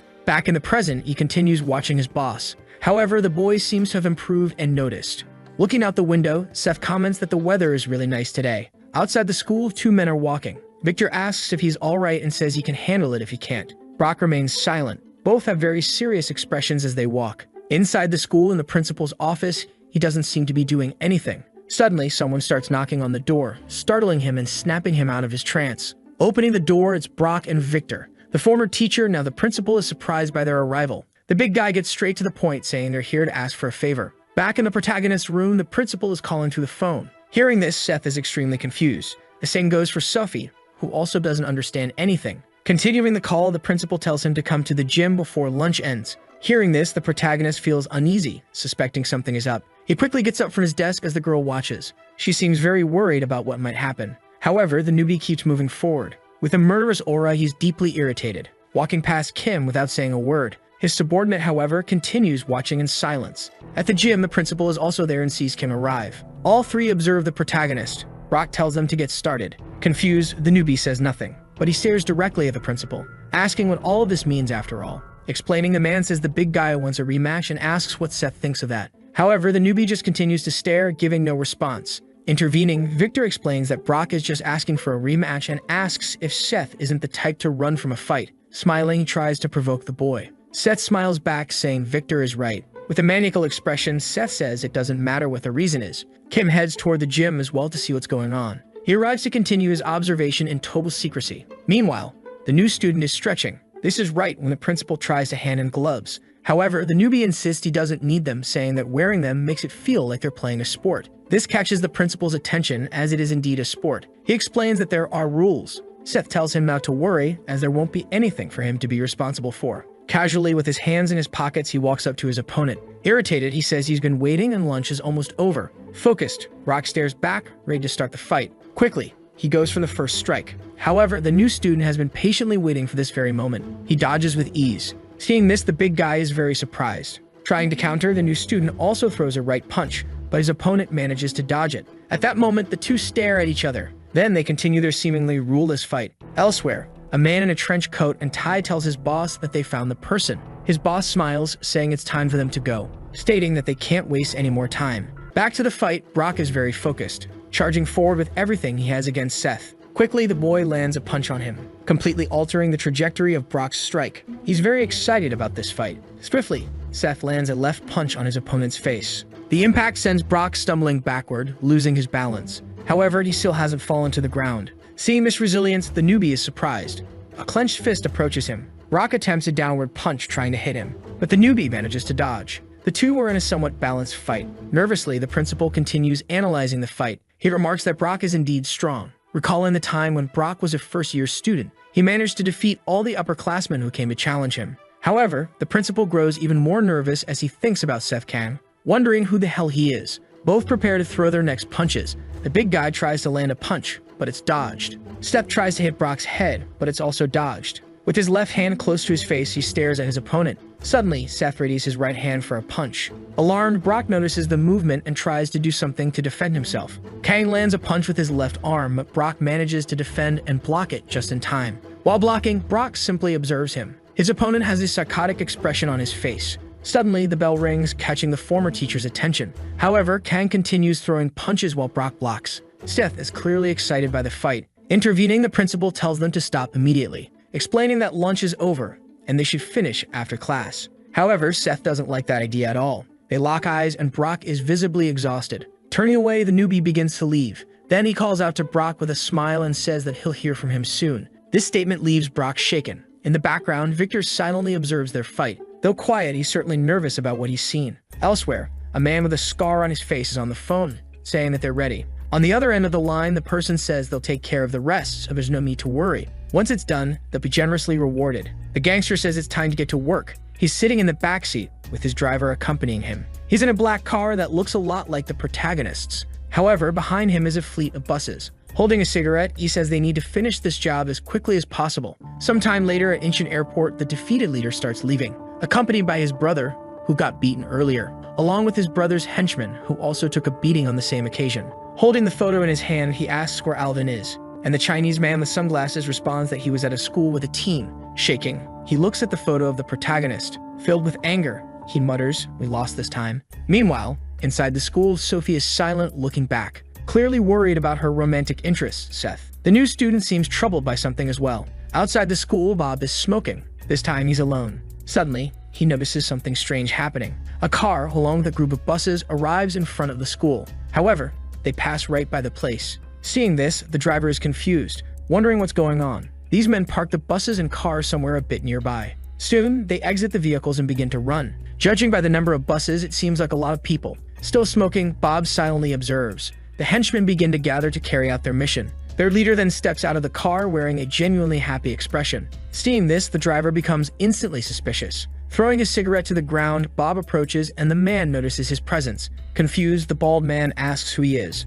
but Ronnie remains silent. He stands face to face with the bald man along with many other henchmen behind him. Opening his mouth, Ronnie says, "Open up." Perplexed, the man asks what he's talking about. Quickly, the driver moves closer, grabbing the henchman by the shoulder. With a serene and calm expression, he begins pulling the man by his jacket, attempting to slam his head into the fence. The henchman begins to get nervous. Suddenly, Bob pulls something out of his pocket. It seems to be that odd weapon. Instantly, he readies his weapon for the fight. With his demeanor completely changing, he stares down the bald man. With great courage, he decides to leap forward, aiming to clear the fence entirely. While in midair, he ends up hitting his foot on the fence. Realizing this, he becomes anxious, falling headfirst onto the ground. The henchman ends up sprawled in the same way as the man. As he gets up, he complains about the pain and grabs his phone. Kim hears the sound of a notification. Kim grabs his phone to check the message.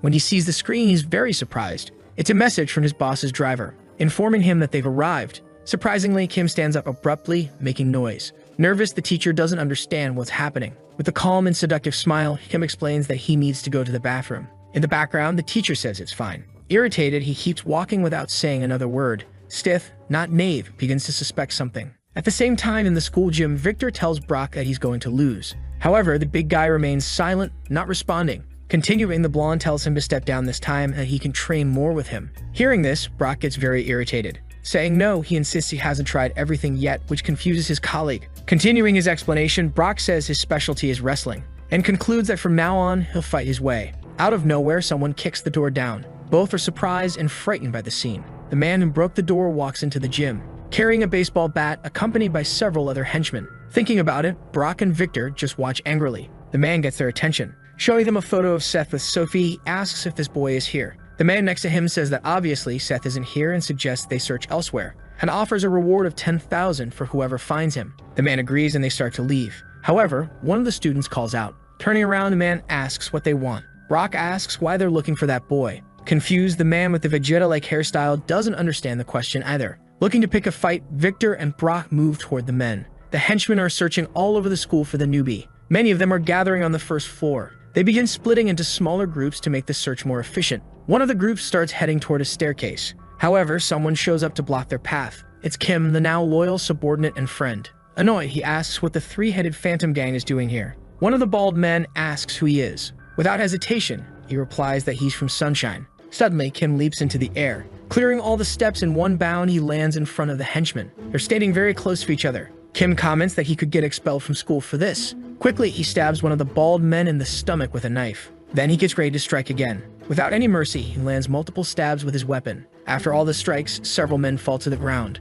A flood of blood follows, terrifying those nearby. Kim declares that thanks to them, he'll be expelled from school. In the classroom, the teacher is explaining how to properly translate sentences. Seth is sitting with his eyes closed, listening to side conversations. Sensing that something's wrong, he becomes restless. In the principal's office, the man is slacking off once again. Suddenly, someone kicks the door wide open, startling the man. With a smile on his face, the mobster asks if he's the new principal. Walking into the room with his entire gang, he says it's a pleasure to meet him. In shock, the principal stands up, asking who they are. Taking charge of the situation, one of the henchmen steps forward. Quickly, he appears behind the principal as if he teleported. With one hand, he forces the principal back into his chair. Nervous, the former teacher simply stares, not understanding what's going on. However, the mobster pulls a photo from his pocket to explain everything, demanding that the principal bring this boy immediately. It's a photo of Seth Kang. Confused, the principal repeats the new student's name. The mobster confirms it's him, ordering that they bring him or else he'll die. The principal responds by saying he'll call the police.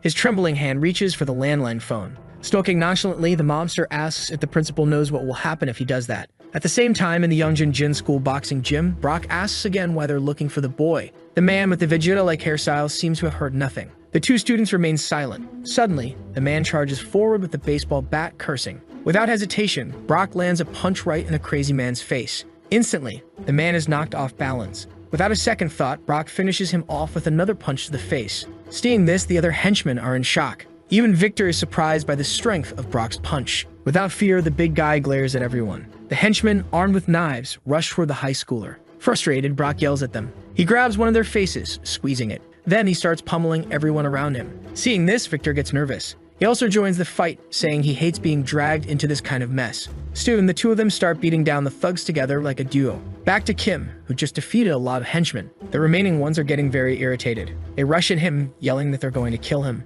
One of them, holding a sword, gets ready to attack. However, Kim dodges easily. He counterattacks, stabbing the man in the neck with his knife. It turns out to be a fatal blow, as the man doesn't get back up. Irritated, Kim wonders when his colleague Rodney will arrive. Outside the school, Rodney, the driver, checks in on the situation. After being attacked by several people, he says they just keep coming. He expresses concern for Kim, but is also worried about Seth, their boss. Suddenly, he starts laughing like a madman, yelling that Kim shouldn't worry about that. Quickly, Rodney charges toward the rest of the henchmen. In the classroom, Seth hears the sounds of the chaos outside. The noise echoes through the room as well. Suspicious, he's eager to find out what's going on. Back to Kim, he prepares to counterattack. One of the men attempts to stab him, but Kim dodges and throws his knife into the man's arm. The thug ends up stuck and hanging from a locker. Moving swiftly, Kim grabs the man's knife. Charging forward, he delivers the final blow to the man's chest. Kim appears slightly fatigued from all the fighting. More henchmen arrive at the scene, and Kim starts to feel the pressure. A camera monitoring the situation catches a thug yelling or cursing.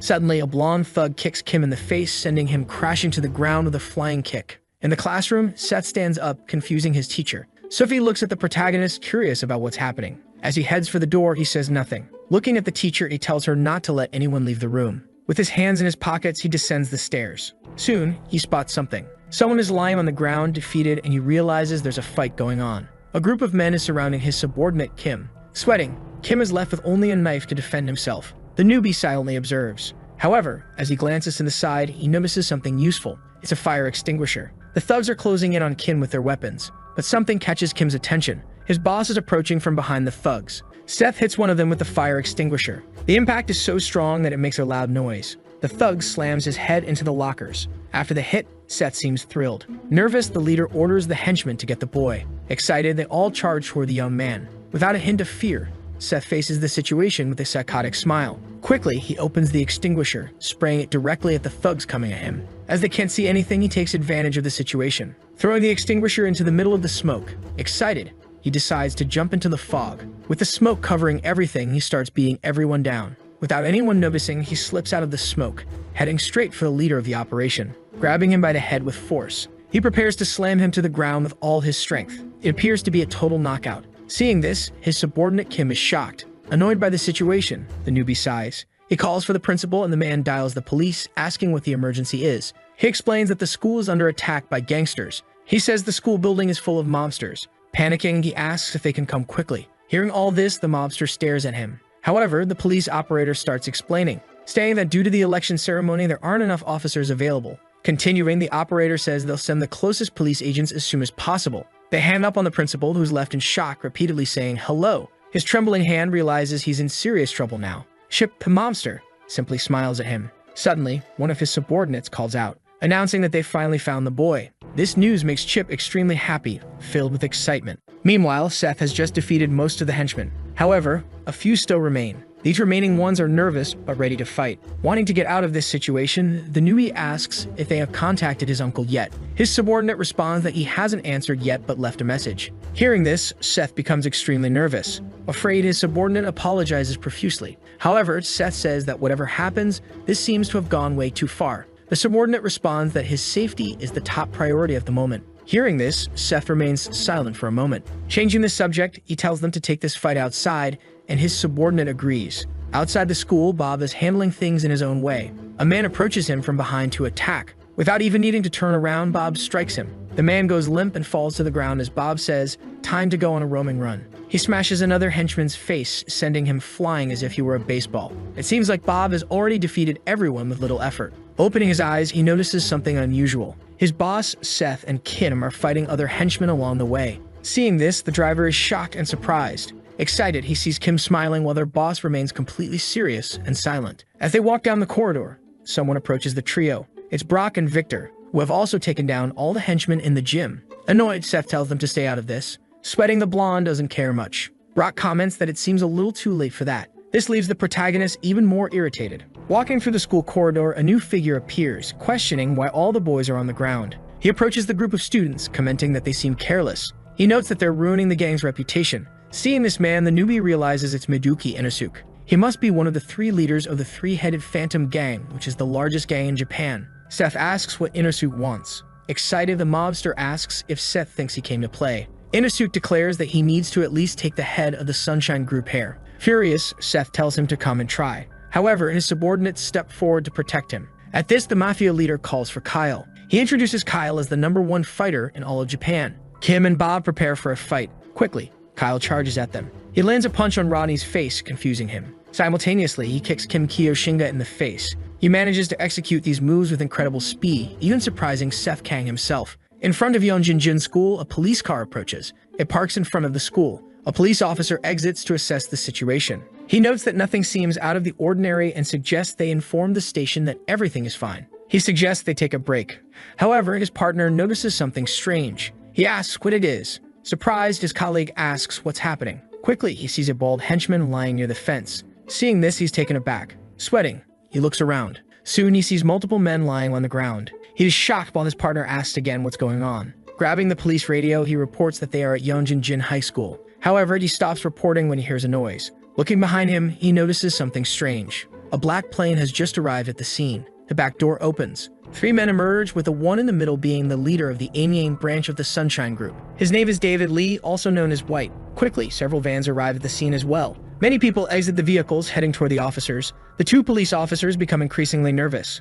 The man asks if they arrived first. Stuttering, the officer asks who he is. White doesn't respond, only staring at him. But more cars arrive, apparently to provide support. A man gets out of one of the cars and approaches. This is the leader of the Sumnam branch, also from the Sunshine Group. His name is Jonas Youngjin. He comments that White has already arrived. Smiling, he flashes his gold teeth. White says it's the first time that Big Brother has called them in years. Jonas adjusts his tie. With a murderous look, he glares at the police officers without saying a word. On the other end of the police radio, someone asks what's going on. They ask if backup is needed. It's too many people for just a few officers at this point. White asks his partner if he should go in first. The partner responds that they should contact the Big Brother first. One of them notes that almost everyone is already at the scene. The Sunshine Group's diverse members are ready to fight. On the phone, White is speaking with the Big Brother. He informs him that most of the team is already there and asks if they can proceed. This Big Brother is Uncle Jake, who tells them to wait as he's on his way. Uncle Jake is aboard a helicopter en route to the school. Back at the fight, where the driver and Kim took a beating, the best fighter in Japan approaches Seth. The 2 lock eyes. In the background, Seth's subordinates call the guy a bastard. The fighter looks back, giving him his attention. Irritated, they ask him who he thinks he is. However, their boss shouts their names. Startled by his shouting, they quiet down. Smiling, Seth tells them not to interfere. He's going to deal with this fighter now. The half-bald man prepares to fight. Excited, the newbie tells him to come at him. Quickly, the fighter's hand moves towards Seth without him even realizing. It's close, but Seth manages to dodge, only grazing his cheek. Realizing how fast he is, Seth's expression becomes serious as he repositions himself, preparing for the next strike. The fighter tries another attack, but Seth dodges again. Despite trying various attacks, the fighter doesn't give up. Meanwhile, Seth continues to dodge, but with great difficulty. Surprised, Victor comments on how fast the man is. He wonders how Seth can avoid all those strikes. Brock watches the fight silently. Kim and Rodney, though beaten, aren't nervous because they trust their boss. In the classroom, the students watch the fight unfold. The teacher tells them to stop and get back to work. One student is recording everything while another says that the police are also on the scene. Annoyed, the teacher thinks these punks are a real handful. Suddenly, Sophie approaches the teacher, asking if she can join the group outside because she's worried about Seth. Confused, the teacher agrees. In the fight, Seth finally grabs his opponent's wrist, preparing for a counterstrike. His hand moves toward the fighter's face. Amazingly, the fighter dodges in a Matrix-style move as if referencing the iconic scene. Both of them back away at that moment. Seth touches his cheek, shocked by how close the hit was. He says, "This is going to be fun." The two stare at each other, preparing for another round. Suddenly, Seth charges toward the fighter. Excited, he smiles, telling them to bring it on. They approach each other quickly. Both prepare their punches. Both the fighter and Seth manage to dodge each other's attacks. Nervous, Seth notices his opponent's wrist approaching. In a moment of distraction, the fighter tries to land a kick. Seth ducks, evading the strike. Quickly, Seth prepares to throw a left punch, but the half-balled fighter dodges it as well. He gets ready to knee Seth in the gut. Reacting in time, Seth blocks the knee strike. The impact throws Seth back slightly. Confident, the fighter smiles. Excited, Seth smiles back, saying, "Now it's on." This statement leaves the half-balled man confused. Suddenly, they all hear something approaching. From the sky, Uncle Jake's helicopter arrives. It lands right in front of the school. This catches everyone's attention, including the mobster, who clearly knows who's coming. Someone starts to descend from the helicopter. That someone is Uncle Jake, arriving to assist. Several people begin moving as well. The area is now full of Sunshine Group subordinates. In shock, Victor asks what's happening. Uncle Jake steps ahead of the crowd. He bows to Seth, addressing him as Sir.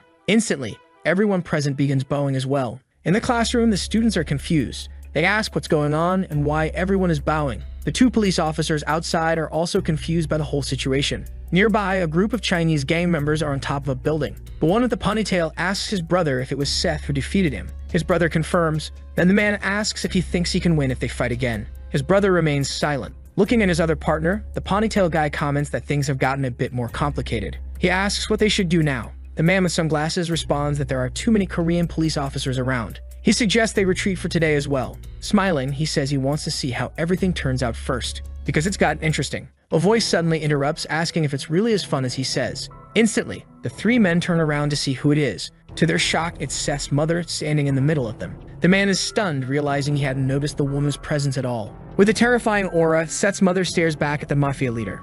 After everyone arrives to help, Kang tells them not to interfere. However, Uncle Jake starts to protest, but Seth insists that he needs to win this fight fairly. Jake falls silent after hearing his response. Two men watch the protagonist through the security cameras. They comment that everyone fell into the trap like rats. Irritated, one of them asks his subordinate if he thinks Seth will lose. Jake responds that this is not the kind of situation they're dealing with, urging him to look around. Numerous men are already lying defeated across the school grounds, and many are down near the buses as well. Seeing all of this, Kang remains silent. His subordinate approaches the boss, politely asking to leave the rest to him and to stop things from escalating further. He tells Seth that this fight is his own, asking if he understands that. After hearing this, Seth remains silent and watches. Facing the mafiosos, Seth apologizes for keeping them waiting. He asks them to continue from where they left off. The half-balled fighter says nothing and looks back, noticing the arrival of more people. Overjoyed, the Mafia leader orders him to finish off the boy. Obeying the command, the fighter charges towards Seth. Seth clenches his fists, preparing to fight. Quickly, the fighter closes in on Kang. Suddenly, a voice yells for everyone to stop. Both the hero and his opponent freeze at the shout. Everyone present is shocked by the voice. It's Seth's mother, who arrives, shaking up the scene. Everyone is left speechless by her appearance. The moment she arrives, the Mafia leader immediately falls silent. She looks at a security camera without saying a word. Then she turns her attention to her son's subordinate. She orders him to take care of anyone who's injured. Jake, confused by her command, questions her intent. She concludes by telling him to escort the rest of the people out of the school. Jake tries to protest, asking what she means by this. Impatient, she sighs. With a murderous aura, she asks when he started questioning her orders. Seeing this, Jake begins to tremble, visibly nervous. Three men approach the woman. One of them, named Ian, is her subordinate. She tells him to tend to anyone who is beaten in the fight. Ian quickly follows her command. Continuing, she instructs the others to leave the school and hold off the police for 5 minutes. Everyone follows her orders and starts moving. At that moment, Seth realizes that his mother is there. Looking at her son, the woman tells him she will let him fight. However, there's something she needs to say. Listening carefully, the protagonist pays full attention. His mother tells him that his position isn't something that ends with him alone. She explains that being a leader means carrying the burden of every fight, and that he cannot fight solely with his emotions. Hearing this, Seth is left in shock. Everyone begins leaving the area, following the woman's orders. As the half-bald fighter passes by her, she sternly says that Jacker hasn't caused any harm to her son, and for now, she'll let him go. Terrified, the man doesn't understand what she means. Suddenly, the Mafia leader and his henchmen approached, demanding to know who she thinks she is. He yells that he won't let some random person interfere in their business. He insults her. Knowing the man's full name, she gives him two options. The first is to gather all his people, get on the bus, and leave in silence. Hearing the first option, he immediately starts cursing at her. Without hesitation, she slices a part of his neck, while stepping on his henchmen with extreme ease. Seeing this, the man is in complete shock. The woman warns that if they interrupt her again, she will kill him. She asks if he understood. Everyone is stunned and frightened by her words. The Mafia leader is deeply irritated but stays silent, clearly afraid. After this, she begins explaining the second option, which is that the half-bald fighter and Seth will fight. Hearing this, Seth is surprised. Trembling, the Mafia leader doesn't understand what she means. She continues, stating that whoever wins gets whatever they want, or rather, whatever the people watching through the cameras want. Glancing at the cameras, the Mafia leader realizes she noticed them. Nervous, he says they have nothing to lose from this. Smiling, the woman tells him not to worry. As she turns away, she makes it clear that she always keeps her word. Seth, still confused about why his mother made such a bold decision, recalls her words about relinquishing his position if he fails to win. This weighs heavily on his mind. With a serious expression, he questions how disappointed his father would be to see the hair of the Sunshine Group lose to someone like this. Hearing this, the young hero smiles maliciously, declaring that he won't lose. Inside the school, Sophie and her teacher are descending the stairs. Suddenly, they notice something unusual. Looking down, they see a bald man lying on the floor and wonder what happened. They continue down the stairs. Reaching the lockers where students store their shoes, they encounter several people lying on the ground.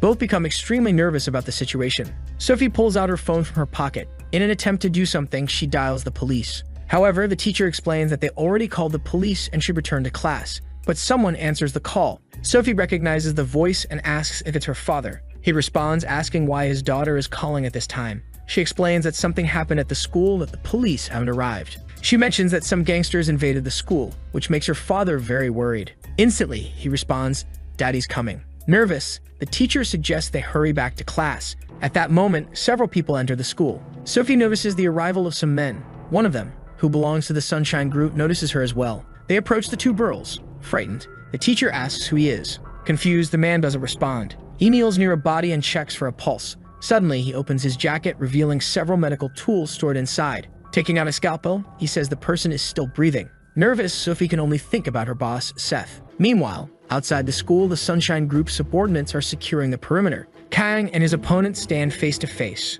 All of their fellow fighters watch intently. From a distance, the Mafia leader yells Kaio's name, startling the half-bald man, who turns around. The leader orders him to destroy the boy. Kaio begins pulling something from his jacket pocket. It's a dagger, which he clearly intends to use in the fight. Seeing his opponent armed with a blade, Seth becomes furious. This also catches the attention of his mother, but she remains silent, merely watching. Kaio starts twirling the dagger in his hand. With a maniacal grin, he suggests they begin. Bob arrives at the scene, eager to speak with his boss. Handing over his strange weapon, Seth looks extremely excited. But Seth yells that he won't need that kind of thing. On the rooftop, the Chinese gang member asks his brother what they should do. The brother responds that for today, they don't stand a chance of doing anything. Watching the fight below, they both think about the Sunshine Group's power. Both fighters, Seth and Kaio, are ready and excited. They prepare for a direct clash. Seth is unarmed, while his opponent wields a dagger. Sometime later, at the school's assembly, the principal is addressing the entire student body. He welcomes the new students to the Yongjin Public Athletic School. Continuing his speech, he expresses hope that they can transition smoothly during their time at the school. Inside the school, students are chatting with one another. One of them is looking at something on his phone. Calling his friends over, he asks if they've seen this. One of them asks what he's talking about. The boy replies that it's the legendary school video. The video shows the fight between the protagonist and the half-bald man. In the video, Seth is landing a punch on his opponent's face, but at the same time, he's also getting slashed by the dagger. As they watch the fight, one student says it's fake, thinking Seth must be acting. Another student argues that it's 100% real, calling the first one an idiot. Quickly, more students join in, debating if it's 200 against 1, revealing a time skip. One of the students mentions that 2 years ago, Safe was the school's boss and took on the Japanese gang. Another student is skeptical, but the boy holding the phone yells that it's real. Suddenly, someone enters the classroom. Everyone turns to look at the person who opened the door. Introducing himself, the bald man says his name is J.K. Lee. He used to be the head of the school and says that donkey vloggers shouldn't believe in fake videos. However, someone else approaches. It's a man asking if Lee can step aside. Irritated, the bald man asks, "What did you just say?" The boy repeats his request, calmly asking the bald man to step aside. With a short temper, the bald man threatens, "You really want to die today, huh?" However, the boy remains silent. Another person arrives at the scene. It's a girl with short hair looking strikingly similar to Sophie but with subtle differences. She orders the bald man to leave immediately. Both the boy and the bald man are taken aback by the girl's presence. Frustrated, the bald man starts cursing, asking who she thinks she is to be giving orders. He prepares to strike. Quickly, she grabs her weapon while her companion gets ready to fight as well. She hits the bald man on the shoulder with her weapon, while her companion closes in and delivers a punch to his face. Together, they execute a perfect combo, leaving the bully stunned and terrified. Meanwhile, one of the students is still watching the video from 2 years ago. In the video, Kim also makes an appearance. He had helped the protagonist back then as well. It's clear from the footage how much Kim has changed during this time skip. His appearance has altered significantly, with his hair now cut short. Judging by the number on his uniform, it appears he's been in prison. However, today is the day of his release. Feeling relieved to finally be free, he notices a car waiting for him. It's his colleague Bob, the driver, smiling warmly. Bob calls him a bastard and gestures for him to come over. Kim walks toward the car, ready to leave. As the back door opens, Kim is shocked to see who's inside. It's the protagonist, now much older. Bowing respectfully, Kim's subordinate says, "The boss really came." Smiling, the protagonist replies that he came to pick up his precious friend and thanks him for everything he has done. Kim brushes it off, saying it was nothing and thanks the boss in return. The protagonist asks if Kim still wants to go to school. Back at Youngjin's school. Walking toward the school, the protagonist comments, "So, this is the place." He heads inside, remarking that the school seems fun. Meanwhile, in a distant location, a small bird flies through the forest, heading toward a dojo on the mountain. Inside the dojo, an old man kneels, holding some balls in his hands. Suddenly, he calls for Jin, who is sleeping while sitting upright. Hearing his name shouted repeatedly, Jin wakes up. The old man, already on his fourth yell, finally gets Jin's attention. Jin moves toward the elderly man, waiting for instructions. However, within seconds, Jin falls asleep while standing. At that moment, the sensei gets up and smacks Jin on the head with a wooden stick, calling him a brat. Reeling from the blow, Jin asks why the old man hit him. The elder responds, "Because I'm hungry." He continues calling Jin a brat and tries to hit him again. Confused, Jin doesn't understand why he's being punished, as he already finished chopping wood and filled the water buckets. Crossing his arms, Jin asks why he's being scolded when all of his chores are done. The old man falls silent but glares at him with a menacing look. Turning his back, the sensei tells Jin to pack his things. Shocked, Jin asks what he means. The old man reiterates that he should pack his things immediately. Still confused, Jin asks if he's being expelled. The sensei responds with another question, asking when Jin finished middle school. Counting on his fingers, Jin estimates it was about 2 years ago. The sensei says that Jin should at least try to finish high school. This revelation leaves Jin completely stunned. He asks for clarification, and the sensei explains that not only should Jin take the exam to skip ahead in high school, but he should also attend school.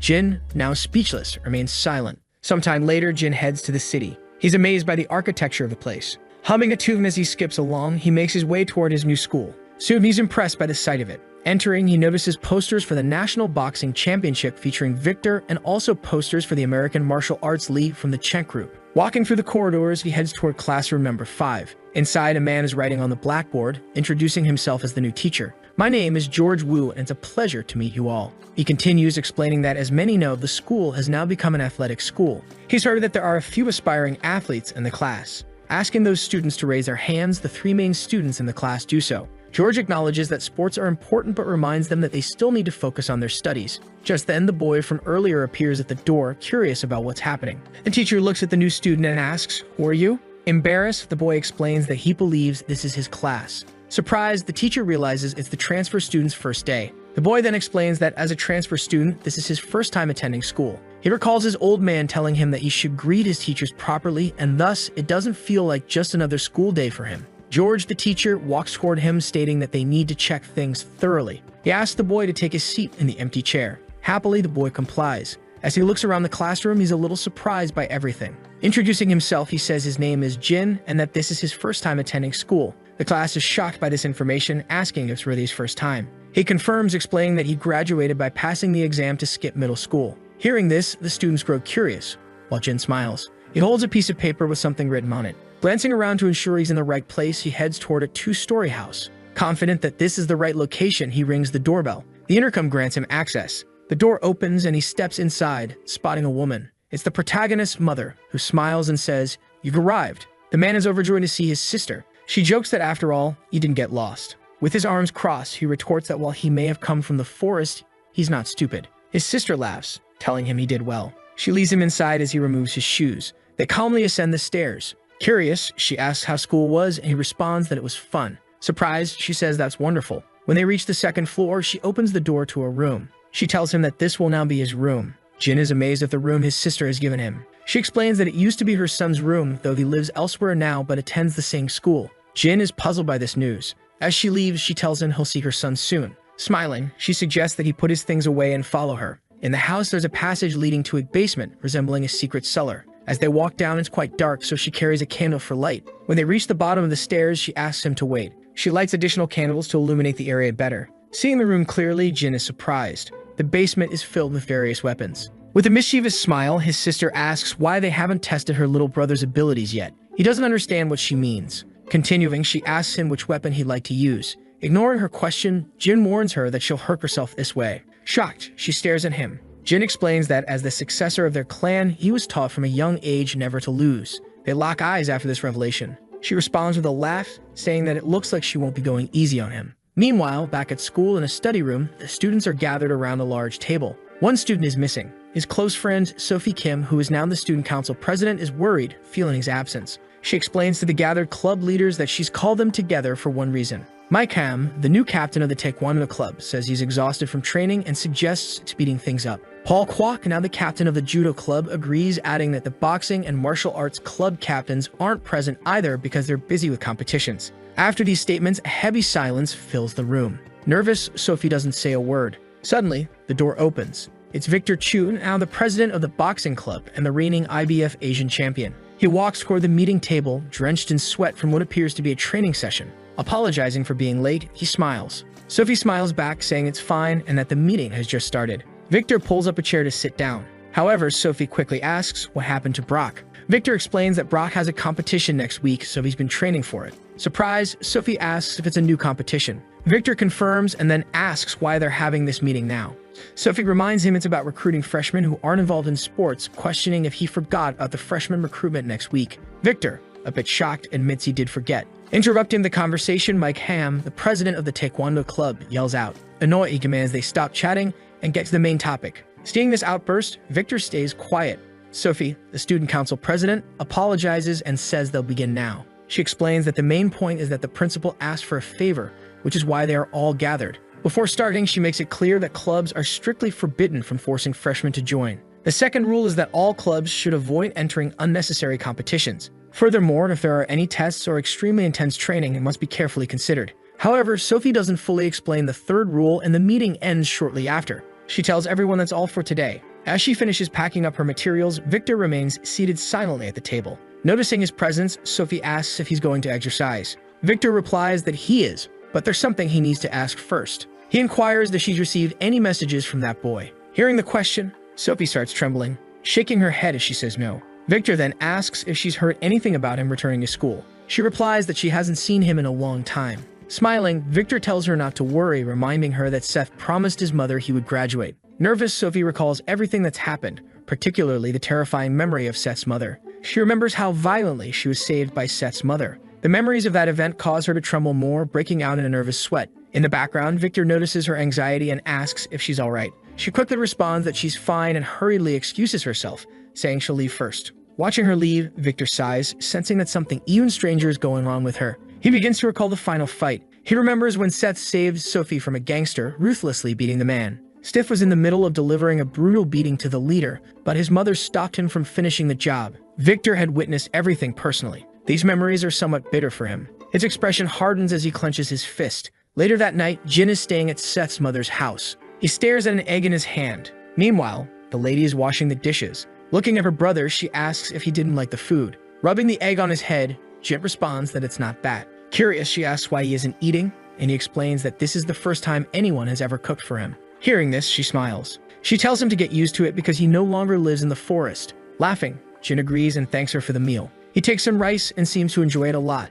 Smiling, Seth's mother tells him to eat and grow stronger so they can fight again. However, Jin's reaction isn't entirely positive. He starts trembling. Amused, she asks if he doesn't want to. With a mouthful of food, he says he does, but there's a catch. He asks if she's okay with that. At this moment, she glances at the bruise on her arm, likely caused by their previous sparring session. Trembling slightly, she says she doesn't know how long it's been since she used her full strength. Jin falls silent after hearing this. Meanwhile, at Sophie's house, she arrives home from school and announces her return. Her father is sitting reading the newspaper and greets her. She comments on him being home early this time. Her father explains that it's election season and their company needs to behave appropriately during this time. Sophie then asks if he's had dinner. He replies that he has, as the maid prepared it for him. Sophie asks if he'd like some tea, and he says yes. Curious, her father asks how school is going and if it's been difficult. As she prepares the tea, Sophie says school is the same as always. Her father asks if she's decided what she wants to do in the future. Sophie admits that she's still unsure. Bothered, he asks if she's not interested in law anymore. Sophie respectfully replies that while she admires his work, she doesn't want to be busy all the time. Hearing this, her father begins to reflect. He apologizes for not taking better care of her. Sophie tries to clarify her earlier statement to her father, saying that she doesn't mean to upset him but wants to find something more enjoyable to do. Her response confuses her father. She then explains that she's currently interested in studying sports marketing. She mentions how incredible Brock and Victor seem becoming world champions at such a young age. Her father remains silent for a while, just listening. Continuing, she explains that ever since their school became an athletic school, many talented students have emerged, and when she sees their passion, it stirs something in her. Breaking the silence, her father asks if she's thought about the consequences. His stern expression makes Sophie feel uneasy. He then explains that the company where Victor and Brock are now is controlled by the Sunshine Group. Sophie remains silent, absorbing his words. Her father, opposed to the idea, firmly states that it's an absolute no. He tells her that he won't allow her to get close to that boy, referring to Seth. Shocked, Sophie listens as he continues, saying she can do anything else, but he won't risk her being in danger. Sophie stays quiet, lowering her head as her father's protective stance becomes clear. The next day at school, Jin is walking through the entrance, bruised and sporting a black eye and a swollen nose. He wonders what kind of teacher he has that left him so battered.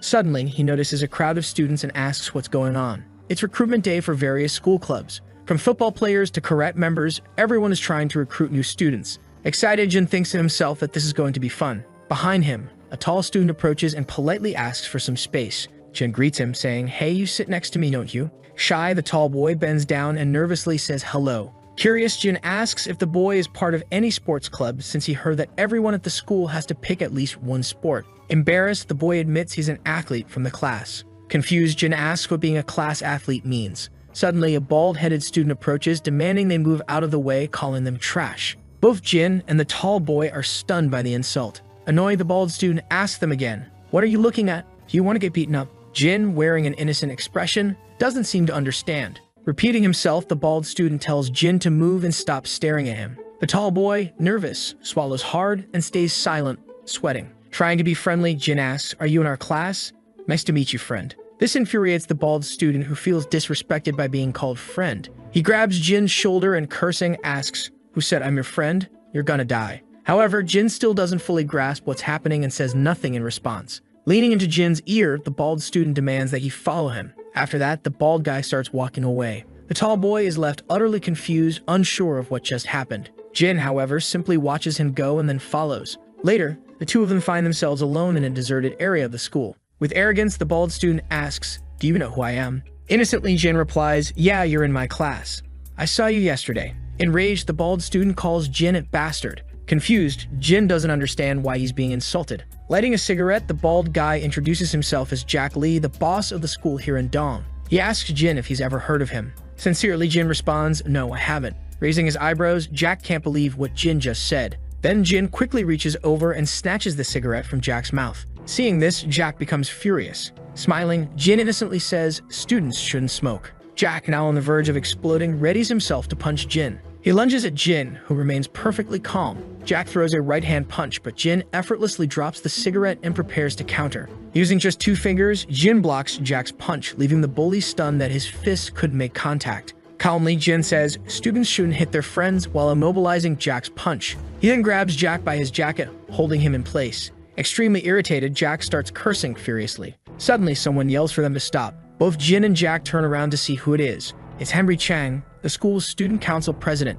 He calls out to them, accusing them of being bullies. Jin, puzzled, questions if he's really a bully because in his mind, a bully is something entirely different from what he is. Desperate to clarify, Jin says, "I'm not a bully." Henry introduces himself, saying he's Henry Chang, the student representative of the school. Henry Chang, standing with authority, tells them that being around ensures they follow the school rules. He adds that he's also the head of the wrestling club, boasting that he placed 5th in the winter competition. He insists they shouldn't underestimate him just because he came in 5th, explaining that he only started wrestling last year. This leaves Jin even more confused. Henry then reveals that he's also the younger brother of the famous Brock Chang, which immediately intimidates the bald student. With a superior attitude, Henry asks the freshman if they understand now. The bald student lowers his head, admitting that he barely knew who Henry was. Watching all of this unfold, Jin is left completely baffled by the situation, especially since it's his first time at school. As Henry looks at Jin, he criticizes his bad attitude and instructs him to visit the student council room during recess. Pointing to himself, Jin asks if Henry is talking to him. Without responding further, Henry turns and leaves, the bald student following him, both laughing together. Curious, Jin wonders if this is what they call social life. Turning to the tall student, Jin asks if he was worried about him, smiling and saying, "You're a nice guy." Sometime later, at the J. Fox Boxing Academy's main building, Brock is training tirelessly. The academy's director is observing his practice. At the same time, Akira, the executive secretary of the Sunshine Group, arrives at the academy. Seeing him, both Brock and the director become curious. The director asks what brings Akira there. Akira explains that the president wanted to know if Brock could stop by. The suggestion shocks the director, who reminds him that the competition is just days away. However, Brock responds calmly, saying it's fine, and asks Akira to tell the president that he's ready.